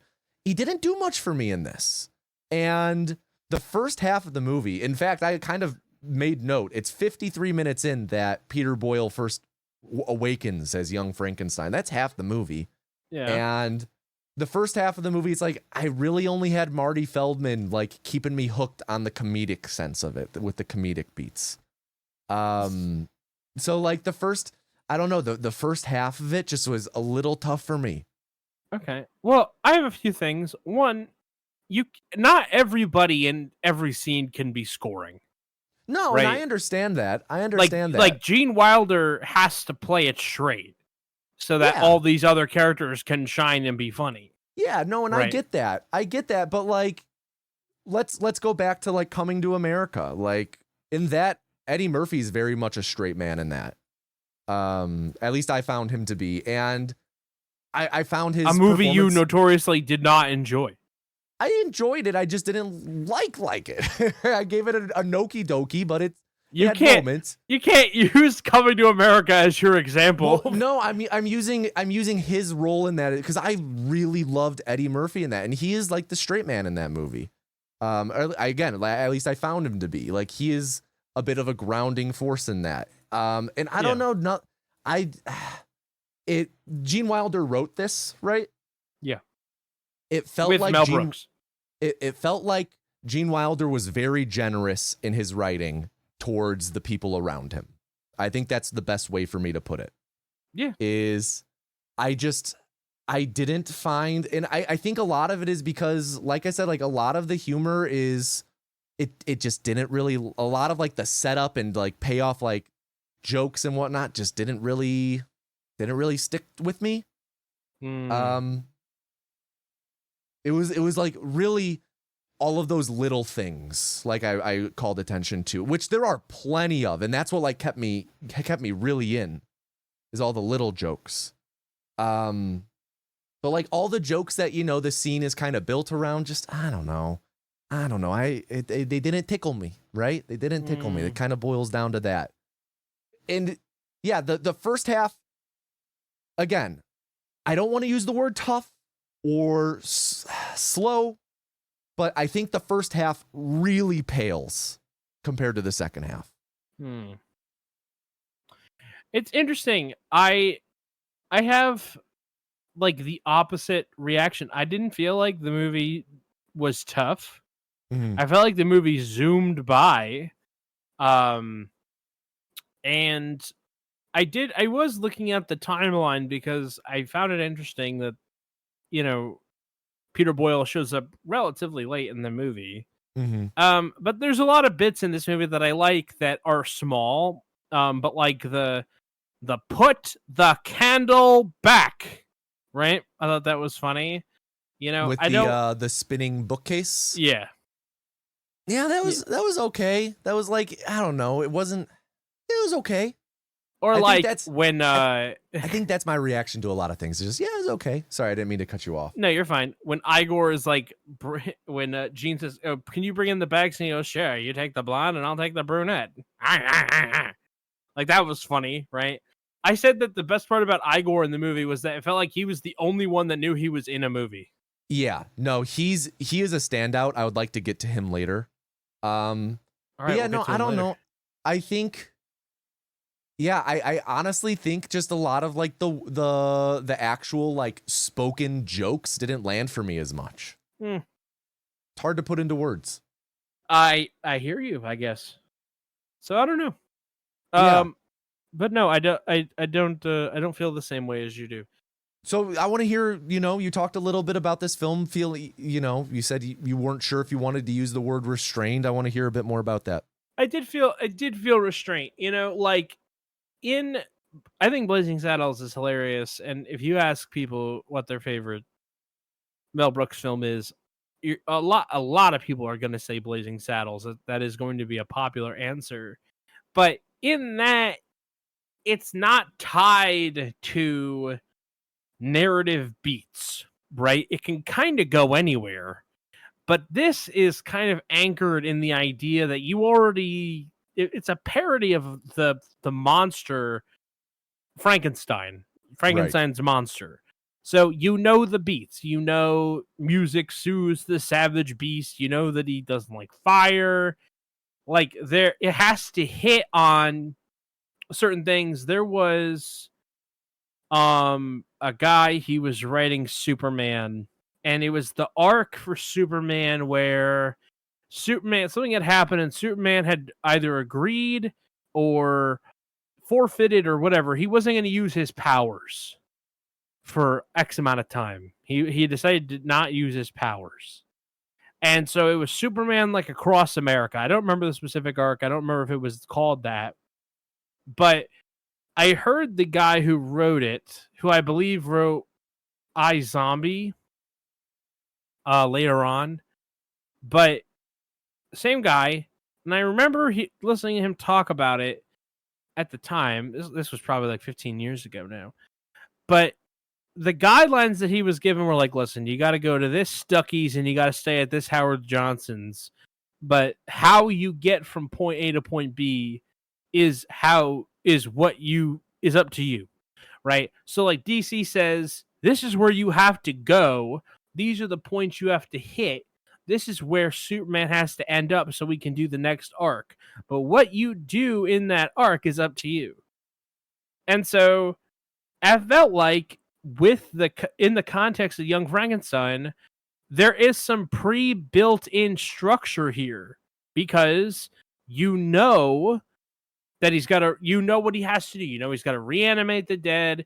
You know, he's got the assistant, right? You know, he's got Igor.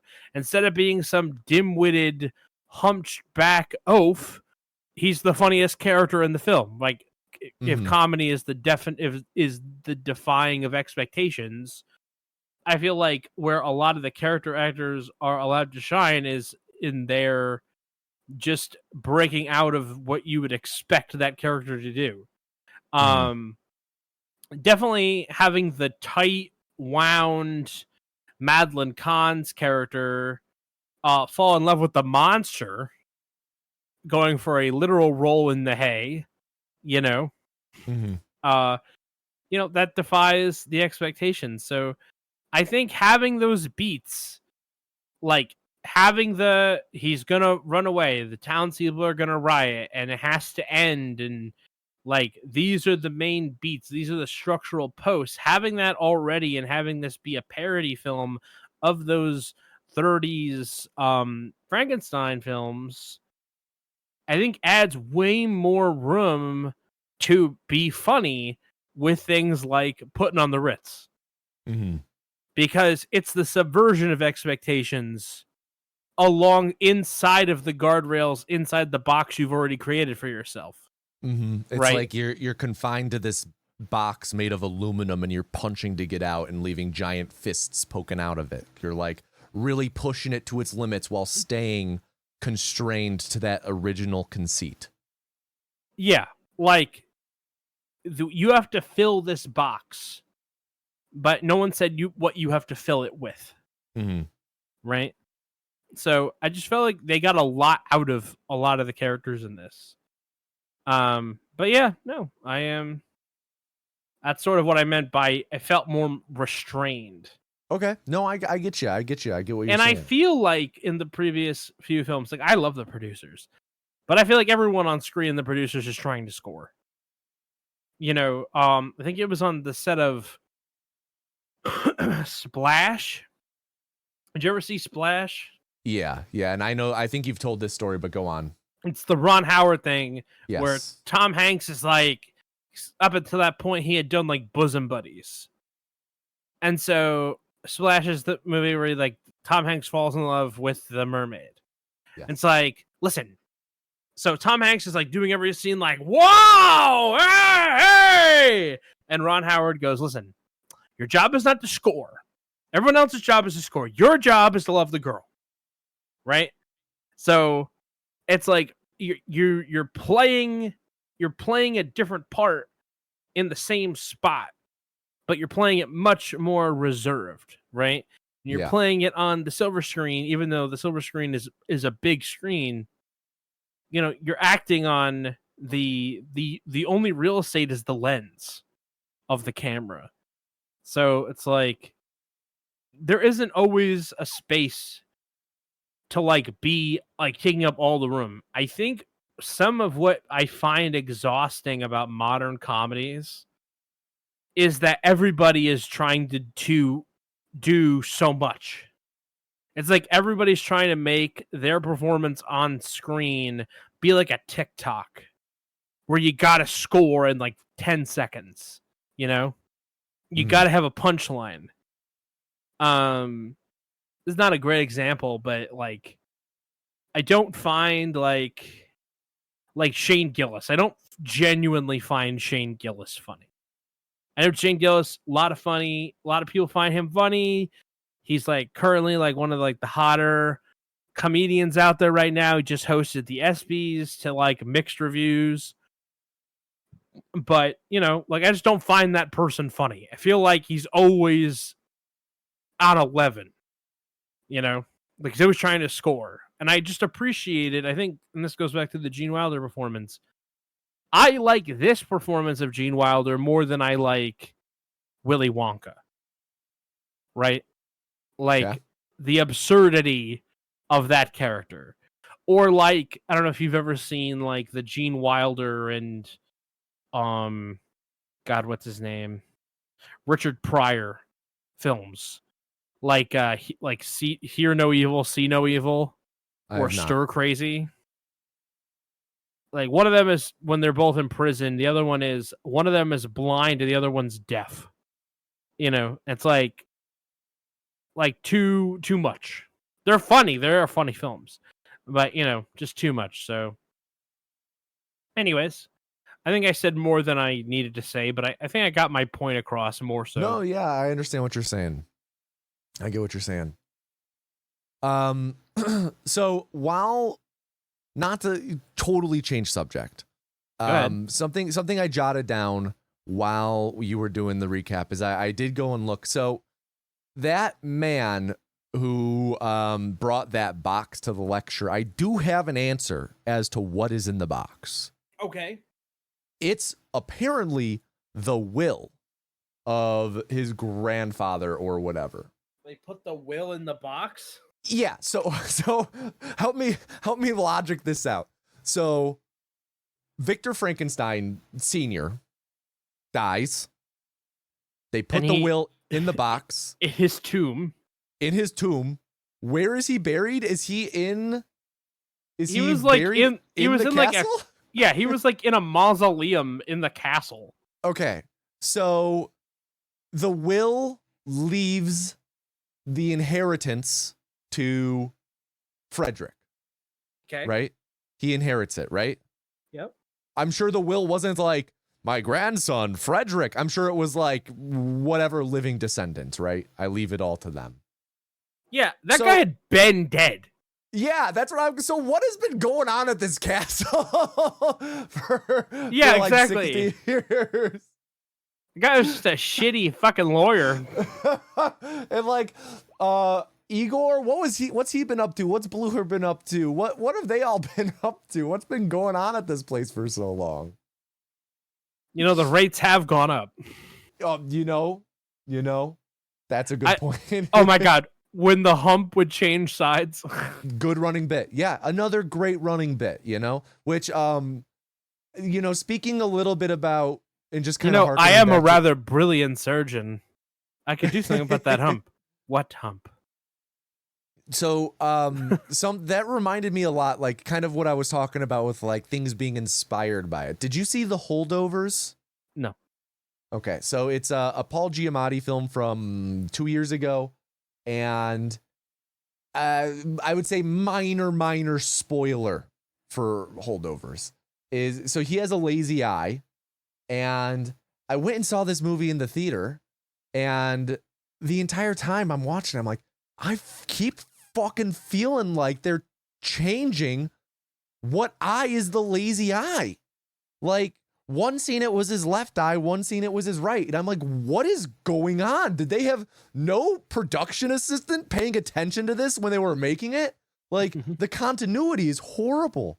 And then like near the end of the film, one of the characters like pretty much straight up says, dude, which eye do I look at? I feel like it's always changing. And Paul Giamatti like kind of gives him a coy answer. And I was like, oh, that's good. It was a good setup payoff. Like they got me. They got me with that one. Right. And I like when that bit is unplaying in this, I'm like, oh my God, this is straight up from The Holdovers. Like seeing the impact, even if the person who wrote The Holdovers wasn't like, oh, this bit kind of from Young Frankenstein, like just the ripple of it through culture and like the fact that, maybe that was independently made, but like, I don't know. I feel like you can see the influences in something even as modern as that. So that good bit. Couple other things. Let's talk about some of the performances. We've talked a lot about Marty Feldman. Let's sing his praises a bit. Go ahead. He's fucking fantastic. He's amazing. Oh my God. It's a hard thing. So speaking of Gene Wilder, Willy Wonka, right? For a long time, there had been like, there was the Charlie and the Chocolate Factory with Johnny Depp. There was the Timothy Chalamet Wonka that came out more recently. And they don't quite capture the same energy as Gene Wilder. And I've never been able to put my finger on exactly what it is that Gene Wilder, like the X Factor, until I heard someone describe Willy Wonka as like Bugs Bunny. He's a wily character, right? Mm. And I feel like that is such a hard trait to execute on. It's so hard to find a live action actor who feels like a cartoon character ripped out of animation and placed in live action. And he is so phenomenal bringing that energy to the role of Igor. So good. From like the little, like he's always in on the joke. It feels like he has the script behind. Maybe that's what his hump is it's the script. He like busts it out when no one's looking, reads what's going to be happening, and tucks it back on his shoulder. Because like he always feels like he knows what's going to happen. Like he's giving coy looks to the camera, and he breaks the laws of physics. He appears and disappears like in ways that are inhuman. And he's so good. He to me was one of two anchors to this film and just phenomenal. Yeah. No, 100%. This movie doesn't work without Marty Feldman. I wanted to read this quote from Marty. So he had thyroid disease when he was young, and he developed Graves' ophthalmology, which caused his eyes to protrude out and then also become misaligned. So that's actually what that man looked like. Right. Which I think some people don't really appreciate. Like, he is Igor. He kind of looks, he looks amazing for that character. But he had this quote, because he also had like a car crash as a kid. He had a boating accident. He had reconstructive eye surgery, which also tweaked his appearance. And he said, if I aspired to be Robert Redford, I'd have my eyes straightened and my nose fixed, and I'd end up like every other lousy actor with 2 lines on Kojak. But this way, I'm a novelty. That's a great quote. Yeah. And like, I don't know what the trajectory of his career would have been if he got his eyes fixed. But I'll tell you this, Igor in this movie is like iconic. Yeah. So good. I think incredible. When I thought back on this movie, from the time I had seen it long ago, I always thought about Peter Boyle, but I think moving forward, I'll think about Peter Boyle, and I do want to talk about him in a second, but Marty Feldman is the person I'm going to be thinking about. Like, he is the heart of that movie. Yeah. No. I said this before, I said this during the commentary check. He's the only one that knows he's in a movie. Well, and I do think Peter Boyle knows a little bit. I think at the end. Let's talk about Peter Boyle. So Peter Boyle, famous for Everyone Loves Raymond. Peter Boyle is tall. Peter Boyle is 6'2". 6'2", 6'3". Yeah, big guy. Obviously, they padded him up. They gave him big shoes. Big shoes. We also mentioned it, but he has like shoulder pads on in his coat. And part of the reason he always wears the coat is because the effect doesn't work if you see his torso, because he has a regular guy's torso. Like, like when there's like a scene where he's like leaned over a little bit and he's like contorting and he has this like big massive upper body and like a regular man's waist, right? So like they picked a big guy and they padded him up more and made him taller, and he kind of looks like Frankenstein's monster. They did a good job on the makeup and stuff. But think about in the context of the first hour and 20 minutes, it's a non-speaking part. Well, okay, so he shows up at 53 minutes, so he's not in the movie before that, and it's not until the putting on the Ritz that you hear him speak, I believe. And so it's a non-speaking role, which means that it's all physical humor and all like very about presence, when his presence is that of a giant monster. And how do you get comedy out of that? And doing that with the little girl and Gene Hackman was fantastic. He nailed those scenes. Yeah. And I want to bring up in that scene with the little girl when she's like, well, what, we don't have anything else to throw in. That's a moment where he like looks directly at the camera like, you think I'm going to throw her in the well, don't you? Yeah. And that's great too, because it doesn't do anything if you don't know the source material other than just give you that inclination of, I could throw her, right? Like if you're the audience, you're having that moment with Peter Boyle.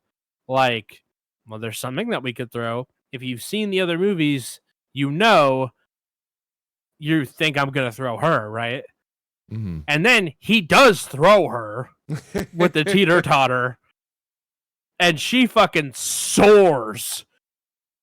That was fucking hilarious. That was like that scene in Jurassic Park where the kid hits the fence and I almost fell out of my chair.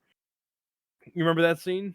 Yeah, when she like flies in through the window and like practically slams her head on the wall. No, I meant in Jurassic Park. Oh, when he went flying off. Yeah, where he gets struck by the fence and goes straight fucking back. Yeah, so good. So good. Yeah, amazing. I love that ragdoll stuff. And then at the end, he has like a little speech, and then it's about the being present in the bed with Madeline Kahn. And that's a great scene. Yeah. Like, yeah, I know. It's just like playing both, you know? Like where it's like, I have a hamper, one for your doo-doo undies and socks. And he just like puts the paper down for a second. No, it's a great scene. No, he has so much presence as the monster and also as like someone on screen relating to the audience. Yeah. And I think a big thing in his, relating to the audience is he absolutely kills it with his eyes. He does so much eye acting, which is even more impressive considering the fact he has this huge prosthetic brow that he can't. He has this unemotive brow that almost adds to it, though. It does. It because it casts so much shadow on him. But man, he absolutely, again, just kills it with these looks he gives other characters in the camera. Like he's able to look exasperated with just his eye movements or stressed and it's always with this like comedic undertone, and it's really great. It's really fantastic. No, yeah. You needed a monster who was believable at being a monster, but you also needed someone who'd be funny because it's a comedy. So not hard at all. No. So something you brought up, the end scene again, where he's with the Bride of Frankenstein. I guess to me, I think the weakest part of this movie was the romance storyline, and by that I mean both with Gene Wilder, like him and is that Cloris Leachman or is that Terry Garr? The Inga? Which one's Inga? Inga is Terry Garr. Okay, so Gene Wilder and Terry Garr, and then also the Peter Boyle and Madeline Kahn. I don't know. I felt the romance was in general the weakest storyline. It was good for some bits. There were some good bits that came from it, like them being like them having sex on the operating table or whatever. Yeah, like, it comes funny. down smoking a cigarette. Yeah, funny. I like that. But I don't know. In general, like I didn't remember where the plot line ended up going at the end. And we were like 80% of the way through the movie. And I was just asking myself, why the fuck did we give him a fiance back home? Like, where is that going to come back up? Like, yeah, it's, we have the one scene with him and her at the train station when he's leaving. And we get this idea of like, she kind of wants nothing to do with him physically, maybe in general. And then like, she's not really brought up and he has this whole thing with Inga. And then at the end, she shows up, and then it's the Bride of Frankenstein thing. And to me, Madeline Kahn's inclusion felt not much more than, and what I'm about to say is a criticism that I feel like will come across as harsher than it is. Because I do give it a lot of credit for the fact that this was in 1974. And what I'm about to criticize it for is something that many movies do nowadays much more egregiously. Okay. So like we conflate it with a much harsher criticism now. But her inclusion didn't feel like it was for anything more than for her to turn into the bride at the end and for audience members to point at the screen and go, oh, wait, I know that. That's the Bride of Frankenstein. You know, do you get what I'm saying? I get what you're saying. I want to pull back a little bit. One, they are literally parodying the Bride of Frankenstein. Right. And I understand that. So you have to have a bride. Right. I would also...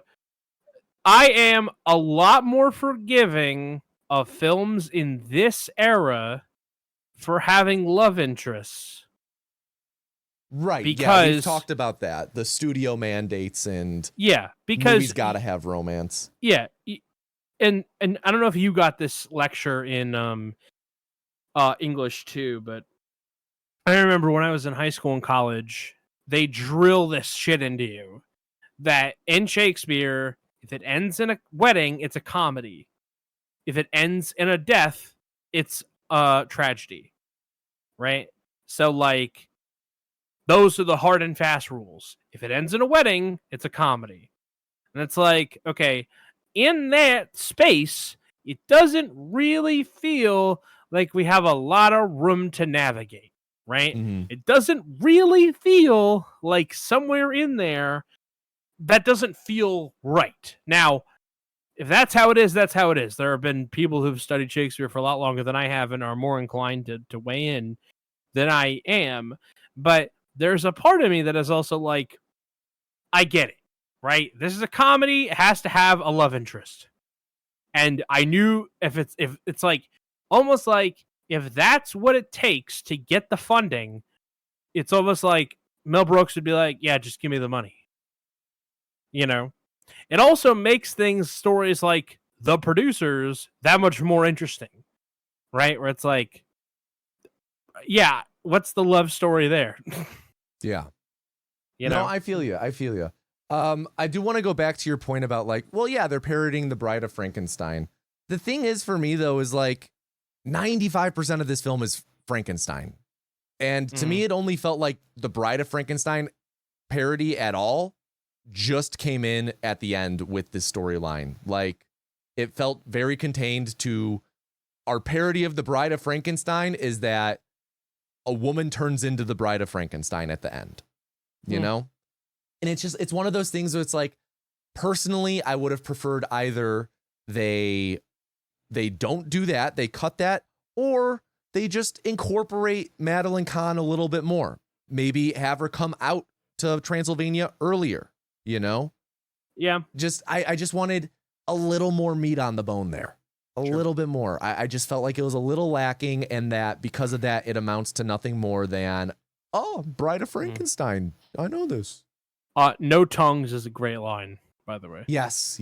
No tongue is a great line. She ad-libbed that. But I do want to, speaking of the relationships, I do want to talk a little bit about like how this relationship is defined at the end. So, like you talked about in the recap, the end of the plot,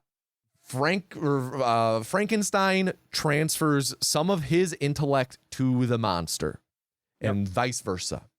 So they're kind of an amalgam of each other, right?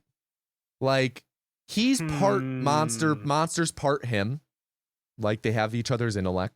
So what is this? Are they kind of like a throuple, like a foursome couple? Like, are they gonna all get together on the weekend and trade keys, or are they gonna like? What is the deal? Like, I was ready are you checking them for pineapple tattoos? No, like I was ready for the final scene there to be like a really big bed and all four of them are in it. You know, that's like what fucking, I was ready for. Like Willy Wonka, the fucking grandparents in the bed. Exactly. I was ready for that. Like. A little bit more like, cause like they fucking their brains melded in a way. Like I don't think they melded. I think they're the same person, CJ. I don't think they're the same person. But I just thought that was funny. Like I just was expecting there to be like, yep, they're all dating each other now. Can I tell you a story which is not on topic but is very funny to what we just said? Sure. So I knew a girl who she liked, this was in college, she liked to get drunk and make bad decisions. And like you went to college, obviously you were a young adult, obviously you've been to your fair share of college rows, college parties, get-togethers, so on and so forth, right? Not as a functioning adult, but as a college student, yes.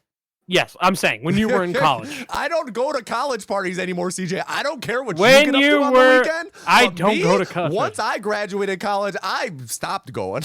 Yeah, when you were in college, this is the thing that you went through, right? Yes. So, sometimes you would go and like, that there's going to be one person who's going to make bad decisions.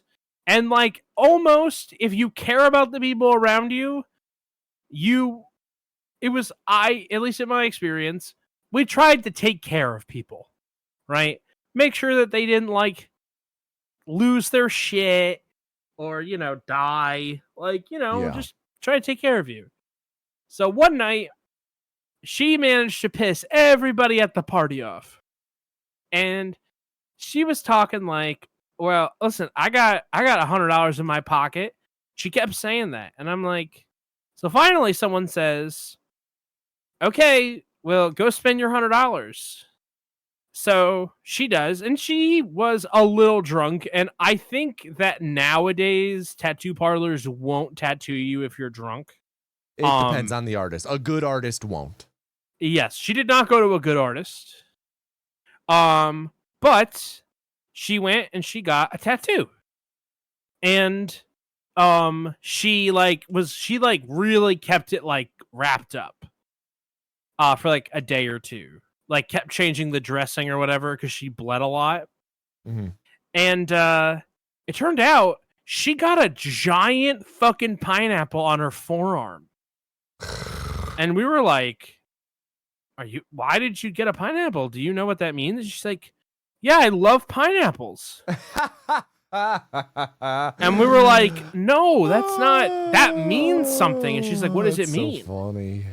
So she was mortified. She went back and she's like, I can't believe you let me get a tattoo of a pineapple when I was drunk. And he's like, whoa, you were drunk? You told me you were sober. And I'm like, no way did this lady come in and convince you that she was not sauced.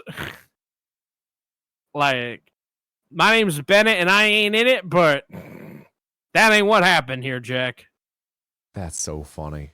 Yeah. So I always remember her just being like so shocked that she like got this, and she still has it. She has this giant pineapple tattoo, and I'm like, yeah, I think people think that you swing now.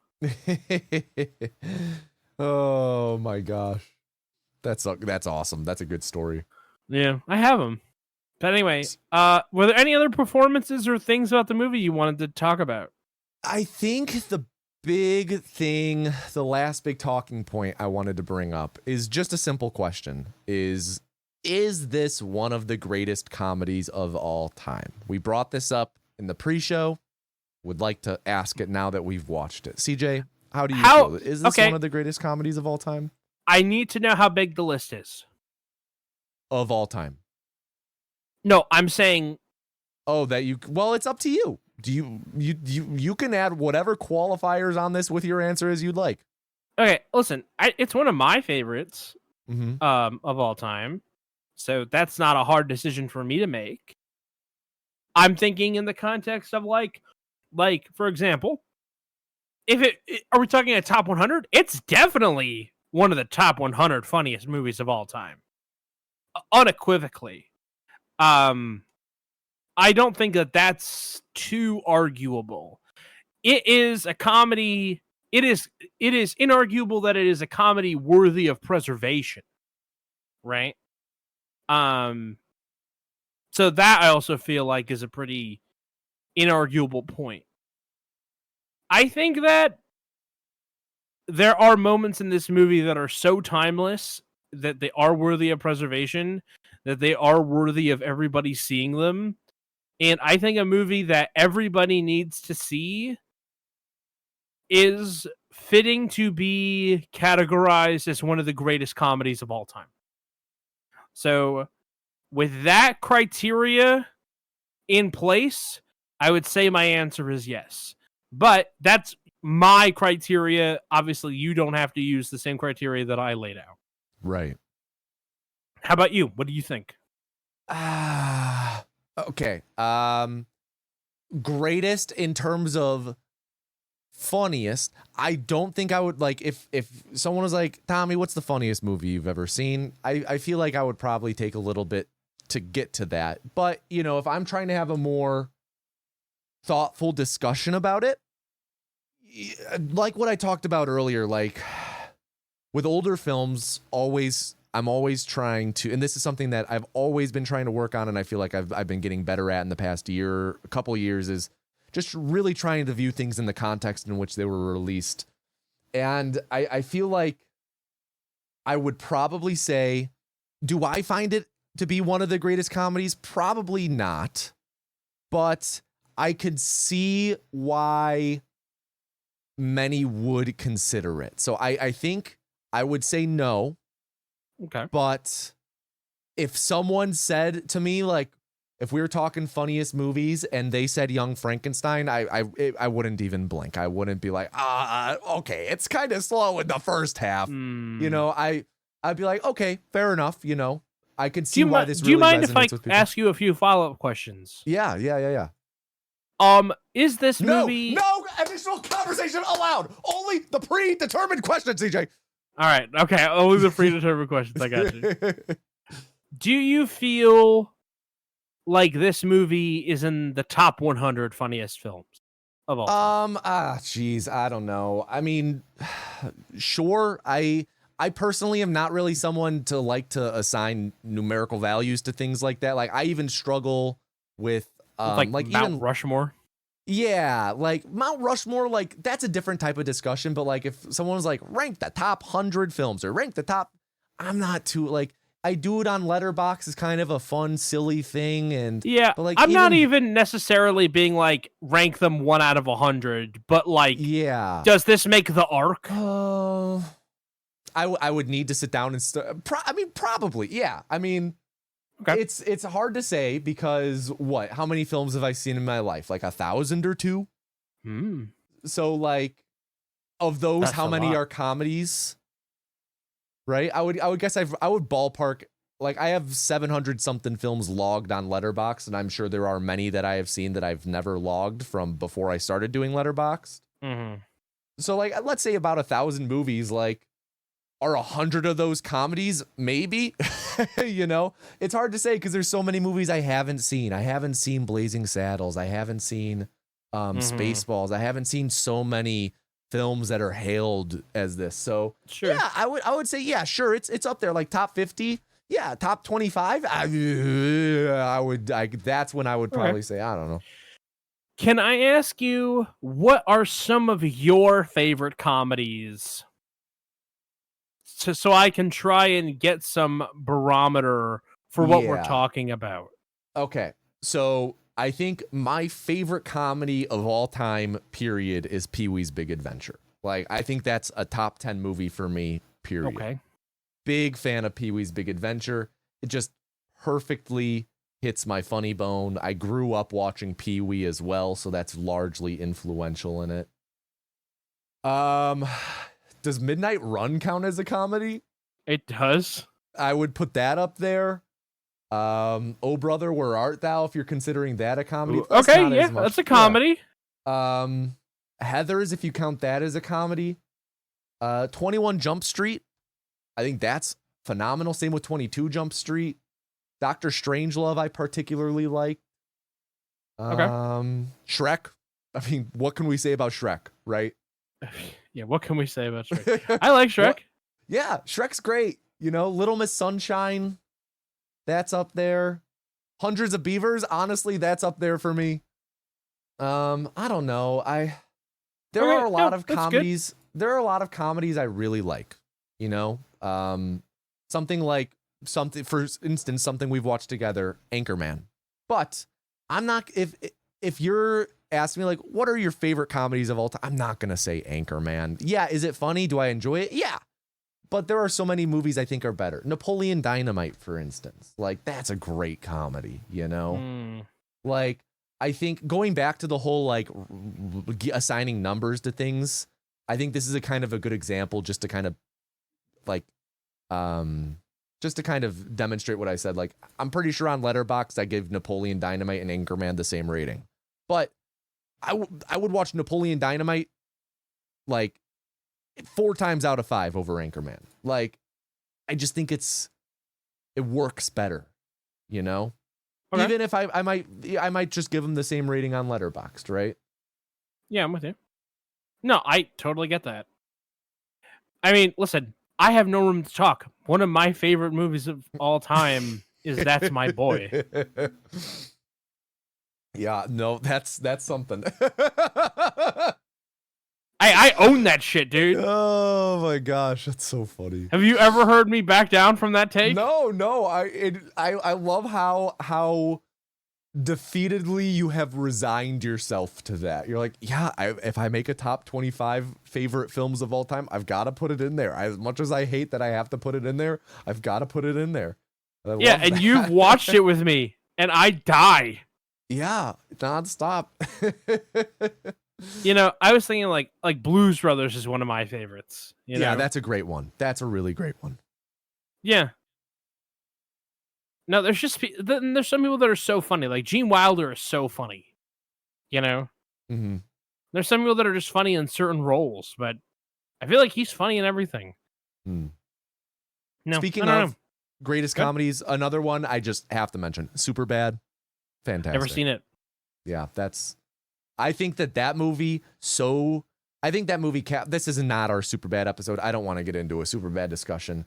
I just wanted to shout out that movie as one being, even though it came out in like the late 2000s at a time where what it means and what the teenage experience is like was like on the precipice of drastic change with social media and everything. I think that movie so perfectly captures what it is like to be a teenager and how high stakes everything feels, you know? I have heard that about that movie. Yeah. So that's not like unfamiliar, uncharted praise, I guess I would say, that I've heard. Just want to give it its due. Yeah, give it its flowers. I hear you. Yeah. So I have one more question. CJ, could you have done a Young Frankenstein? Who am I? Okay, so let's say the situation is you are Gene Wilder. Okay. And you have created your monster. Uh-huh. and your attentive assistant Igor has put the wrong brain in. Could you navigate all of? Do I get Inga? You have Inga. Yes, you have Inga. Because I think I could do a lot with Inga. Hold on a second. With this, don't get blue on me, CJ. Listen, Terrygar was a very everything you could do with Inga. Okay, I don't need to hear what you guys are doing on that operating table way up in the sky. I thought that was so funny that they had sex up there. Right? No, yeah. Yeah. Why not? Sure. You know what? That. No. Why not? I don't think I could do the surgery to give up my brain. Oh, really? Is that a limitation from you physically where you're like, I don't think I could go through with that? Or is that a limitation intellectually / scientific know-how? I don't think I have the scientific know-how to reanimate the dead, first and foremost. Well, it's a good thing that this hypothetical started after you brought the dead to life. Yeah. So I would say the answer to your question is I don't think I could do that to myself. I think that's some flowers for Algernon shit, and I don't think I could do that to myself. Okay, that's a good comparison. That is flowers for Algernon shit. Yeah, I'm about to say, we read that in school, and I was like, why did you guys make us read this shit in school? Oh, good one. It's a good one, man. It is a good one. How about then we get to the titular question? CJ, is this film Okie Dokie? Yeah, this film gets a clear, don't have to think about it, Okie Dokie from me. I am curious how you feel about it. I know how you feel about it. I'm curious how you respond to this. Because I hear so much about what you're saying being like, there are funnier movies, there are parts of this movie that didn't work for me. But, and this is something that I've experienced watching so many movies with you now for almost 2 years. The experience that you and I have watching the movie is not indicative of how you feel about the movie. Oh, not at all. Never. I have such a hard time telling how you're going to feel about a movie, whereas I feel like if you listen to the commentary track, you know, everyone watching will know how I feel about the movie. 100%. You can tell just by the tone of your voice at the end of the movie. Yeah, I can't hide it at all. But go ahead. So it's tough, you know. It's really tough. I do think though, ultimately, that I have to say, this film is fucking Okie Dokie. Hey, let's go. So yeah, it's. I think there's enough there. I think the backbone of it being a parody really does help a lot. Everything you talked about earlier with them having that, you know, those railroad tracks to return to, I think that really helps. It just really helps in general. You know, we talk. It gives them a lot of structure. Yeah, and something we've talked a lot about that I think both of us have agreed upon, and I think to varying degrees, I think we both agree with this in nature, but it just plays out differently for us, is it really sucks when a comedy is written as we have a funny idea for a joke. How do we write a scene around that? You know? And I think it being a parody and having that backbone, just it's more providing the sandbox for them to play in than them having an idea for a sandcastle and then having to go find sand. Right? Yeah, like one is like an audience. Like one is like you have you've booked a stadium and now you need to get a match for it, right? You have an arena and now you have to put something in it for the people that are coming. And one is you have you have an idea and now you have to get people around the idea, you know? It's the difference between those two things, which I think are intrinsically different, and trying to promote them as two different things. I think that's one of the reasons why the movie works so well.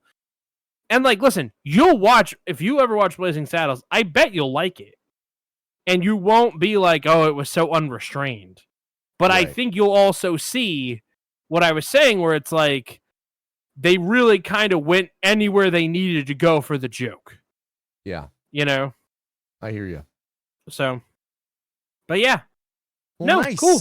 Very nice. Well, how about we find out what we are watching next time on the film is Okie Dokie. So what are we watching next time?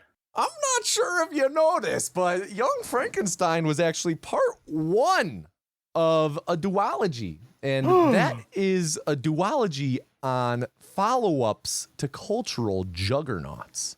Because next time on the film is Okie Dokie, we are watching The Lost World Jurassic Park. Oh, okay. It's our first sequel? We're watching our first sequel here, which I am so excited for. I have been, I would say, maybe circling the drain on picking this film for months. I feel Can I tell you, I almost watched this the other day. I'm glad I didn't. Really? Wow. Well, yeah, I'm very glad you didn't. I think probably going back to like when I chose Midnight Run, I was like, every time I've wanted to pick this has been in contention to pick every time. I just feel like watching a sequel is going to be a really fun experience for this show. Yeah, no, I mean, I'm so into it. I'm really into it. Awesome. Well, yeah. You know what? We skipped a part. We skipped our rec room. We did. Wow. Do you want to go first? We transition to our rec room then. Yeah, sure. I'll go first. I got 3 things to rec. The first is a YouTube channel. It's called Stuff Made Here. I've watched this channel for a couple years, and this channel it's a dude with an engineering background, and he just decides to make crazy projects. And it's not like crazy as in like Mr. Beast crazy. It's like trying to bake brownies inside out so there are no edges. Trying to make the perfect brownie pan that there are 0 edge pieces. Or what's another, like making a basketball hoop that you cannot miss a shot on. You throw the ball in the air and the basketball hoop I've moves. seen that video. Okay, so yeah, I love this channel. The brownie video in particular, I watched recently. It released about a month ago. This channel, better than anything I have ever watched, so perfectly captures what engineering is like. Like, I watch it and I almost get like PTSD from school and like my work life in these, you have a design or you have an idea, you develop a design, you implement, something goes wrong, and then it's troubleshooting and you think you fixed everything, you've worked on it for days, and something goes wrong, and it's troubleshooting and he's really entertaining. The projects are always really cool. His channel's become pretty sizable to where he has like really great funding and has all this immaculate machinery that's fun to watch. He's a really clever engineer, really smart dude. So check out Stuff Made Here. And then I wanted to recommend 2 shows. The first I've been meaning to recommend. I meant to recommend last episode and forgot, but we finally finished Gilmore Girls after like a year and a half of us watching. And I just absolutely loved it. If you don't know Gilmore Girls, it was a show that ran in the from the early 2000s to the late 2000s. Did you watch the post-series? We have not watched A Year in the Life. Okay. So just Gilmore Girls just proper. Gilmore Girls base, no DLC. Got it. It is a show that was created, developed, and show ran for most of its run by Amy Sherman Palladino. And it's a show following Lorelai Gilmore, who is, at the start of the show, a 32-year-old woman with a 16-year-old daughter named Lorelai Gilmore, Rory. And they live in Connecticut in this small town of Stars Hollow. And it's one of those shows where It's 22 episodes. It was an hour long when it aired with commercials. So it's like 22 episodes of seven seasons of 22 episodes of 45 minutes. And one, it's so nice to have a show like that where you're just so much time to marinate with the characters and really get to know and love them in their daily life. You know, it's a type of television that is of a bygone era now. We don't have shows like this anymore, really. You know, seasons are 12 episodes at most if the episodes are this long. So I loved it for that reason. And it's just, you know, the characters in this show are so messy. They're flawed people, but you love them, you know, all of them, like you feel like they're your friend. So really love it. It's just these girls and their lives and Rory growing up and their relationships and their careers. And it's great. It's really great. So if you're looking for like older show of like, you know, kind of like CW running sitcom type thing, sitcom drama, check out Gilmore Girls. And then the last thing I wanted to recommend is actually also made by Amy Sherman Palladino, which is a show I have already watched all the way through. I watched it as it was coming out, and a show Jade has not seen, but we are watching through together now since she has not seen it. But The Marvelous Mrs. Maisel. I'm never seen it. You should check it out. I think you would like, especially if you enjoyed Gilmore Girls. Are I think you would banging enjoy it. the table? I'm not gonna bang. I got so many other shit I've banged the table for that you gotta watch, CJ. I'm working on it. Keep adding to the list. You gotta watch The Good Place. Come on. I'm working on it. I do really think you would love Marvelous Mrs. Maisel. It's everything I said about Gilmore Girls in terms of like the characters. It's you know, more modern. It started in 2017, so the seasons are 10 episodes, 45 minutes to an hour each, or 8 episodes, you know, and it's a lot more focused. It's not as slice of life type thing, and it's about a housewife in 1958, Miriam, aka Midge Maisel, and more or less something happens that is a catalyst for her to pursue stand-up comedy. So she is this housewife and mother from 1958 trying to pursue a career in stand-up comedy, and it's all the things that happen and all the trials she faces in her relationships and the way it develops in her family life. Really great, really fun, really funny, really punchy. That's something else with Gilmore Girls and Maisel is the Amy Sherman Palladino style is it is fast dialogue and characters just almost don't even breathe the way they're talking back and forth, and it is witty and it is irreverent, and there are constant references, and it's really great. Really great. So those are my 3 recs. CJ, what have you got?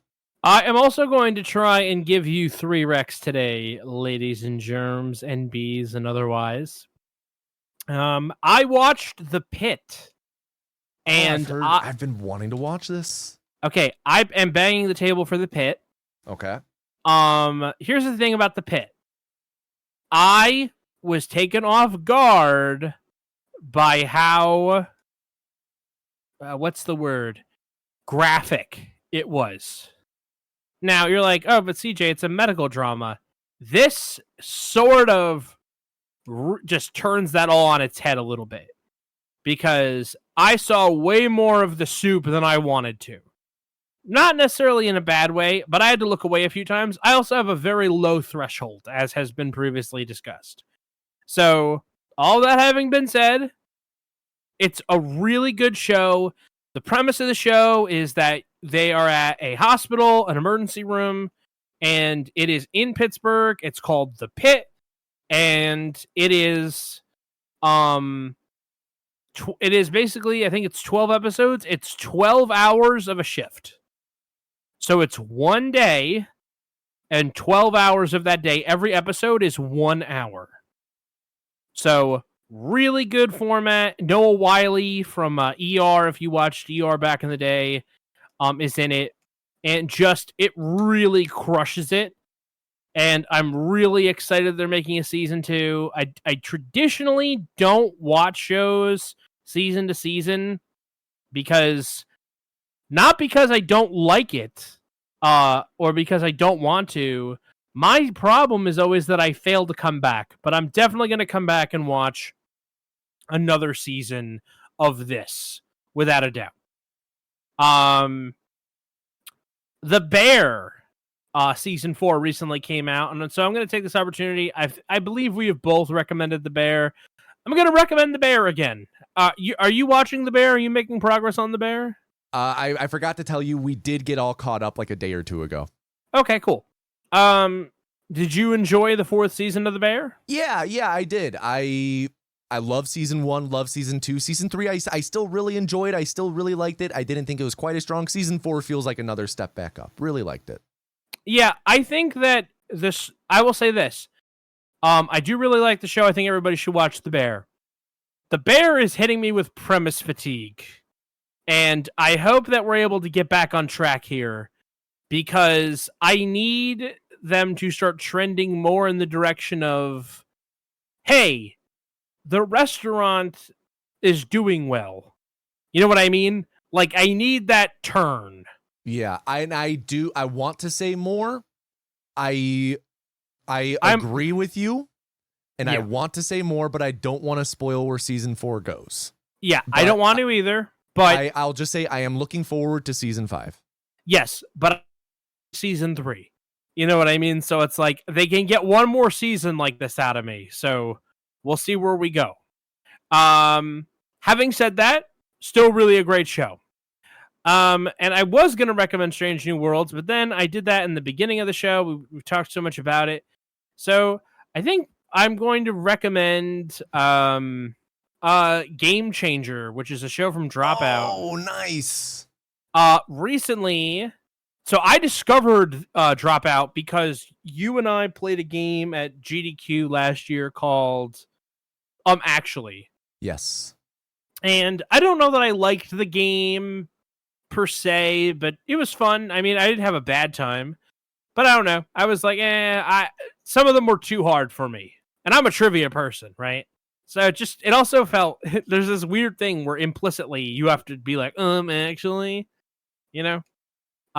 So in the context of that, I have been getting served clips for Game Changer, and they were all really funny. I thought every single clip that I saw was hilarious. And then, I don't know how, I don't know why, but I got served. I don't follow anybody on social media.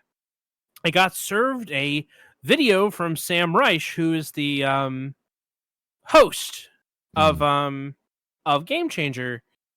For those of you who don't know, basically it's a show, but the premise of the show changes every week or every episode. It's a game show. It's a game show. Yep. And he said basically, hey, this next episode of Game Changer, if you want to watch it, don't look at our social medias unless you're going to watch it live. And I was like, interesting. Okay. I'm interested in what that means. Like, what does that mean? So, and then it ended up being a really cool premise. I actually signed up for Dropout because of that episode. Nice. I'd love to hear that. Dropout's fantastic. Yeah, they are fantastic. Really funny. A lot of really funny people. And like, that episode also was a great primer to a ton of people because there was a ton of people involved in that specific episode. Okay. So I would give it a shot and honestly dive in. If the idea of, like a subscription or something doesn't seem too appealing, you can catch all the clips. They're everywhere. Like, that's how I got into it. Just watching basically the best hits. There was another game show that they did, which this isn't a spoiler, but basically it was like a Wheel of Fortune style thing where you would spin the wheel and you would get rules that you had to put on your body. And that was really funny. The people on the show are really funny. It's a rotating cast, just fantastic. And give it a try, honestly. Support content creators, man. Have you checked out any other Dropout stuff? I want to check out Dimension 20. Yes, that's what I was going to recommend. Yes. But I have never been able to really enjoy like an actual play type series. Okay. For like a tabletop game. So I want to try, but I just know from past experience I haven't had the most success. So can I give you a specific recommendation and maybe just talk for a minute about it? Yeah, please. So the thing is like, actual plays, I actually as well, I can't do them. I find them to be very, honestly, for lack of a better term, kind of boring at times, you know? I feel like there's a lot of wading through stuff, and momentum is like lost, and the episodes are so long. Yeah. Dimension 20, the episodes are longer, you know, on the short end, 90 minutes, on the long end, 3 hours. But that's like an extended podcast at that point, you know? Yes. But the cast is so good. They are all people with like very intense improv backgrounds, many of them very intense D&D backgrounds as well. Mm-hmm. And the pace is always really great. And I think specifically knowing you as someone from New York, I think you, and this is the first series of theirs I watched, I think you should watch Unsleeping City first, because it does take place in New York. Okay. That's and very interesting. I think that you'll get a bit out of that. I'm very interested. I want to try Dimension 20. When we were playing, not that game, but there was another Dropout game. It was like a trivia one that wasn't actually. And there were questions about Dimension 20 that we had to skip. Yeah. I was like, I'm the only one who will know the answer. Okay. Yeah. So no, I'm really into it. I kind of wanted to mention it to you earlier, but I've just been whatever. So I've also been really busy lately, and I've had no time to watch. So I watched a few episodes, and then I've been like, all right, well, this is kind of the end for me. I'll watch more later. So I do think that Dimension 20 also really works as a, you know, background thing. Like oftentimes I would put it on and I would listen to it while I was doing other things, like if I was like taking the dogs for a walk or stuff like that. So sure, works as a background. All right, that's good to know. I mean, listen, I'm interested. So sweet. I definitely want to see. I want to give it a try. You know, I know a lot of people will love Critical Role. Yeah. I've never been able to get through an episode of Critical Role. Yeah, and I know me too. that it's tough. I know that those people are super talented and they're really cool. And I want to like the stuff that they do. I just haven't had that level of success, you know? Mm-hmm. I'm with you. Well, all right. I think that's about it for us then. Yeah, it is. So tune in next week, or in 2 weeks, where 2 weeks. We'll be watching The Lost World Jurassic Park, which is going to be our 25th episode. So one shy of 26 episodes, which would be a full year of releasing episodes. Coming up real soon on that. Yeah, Can't and it only wait for took it. us 2 years to release them. Yep. Well, everyone, please stay safe. Oh, CJ, what's all your stuff? At the well, end? everyone, thank you so much for listening to the podcast. Remember to like us, rate us, review us, give us 5 stars. If you only give us 4 stars, I'm inclined to believe that you are a hater. Shout out to Bomani Jones at Wave Sports and Entertainment for the quip. He said recently on a podcast that somebody has been on their podcast saying that and not giving them credit. And I thought that was really funny. So I just wanted to remind everyone that I did not come up with that shit. But Monty Jones is funnier than I probably ever will be. So, wow, give yourself some credit. All right, I'll give myself some credit. Also, join our Discord server. It is linked in the description. We love seeing new faces, love building our community. And also recommend the show to friends or grab their phone and subscribe to it on their podcast catcher so that we just start popping up in their feed. It's one of the best ways to get new listeners is to tell a friend. So we would appreciate it if you did so as well. Go to your neighbor's kids' iPads and install Spotify. Yes. You need to help them. You need to help them because they have little hands. The Meet the Feebles episode. Oh, don't do that one. That's a crime. Oh, all right, everyone. Have a good day. Stay safe, and we'll see you in the next episode. Bye-bye. Bye.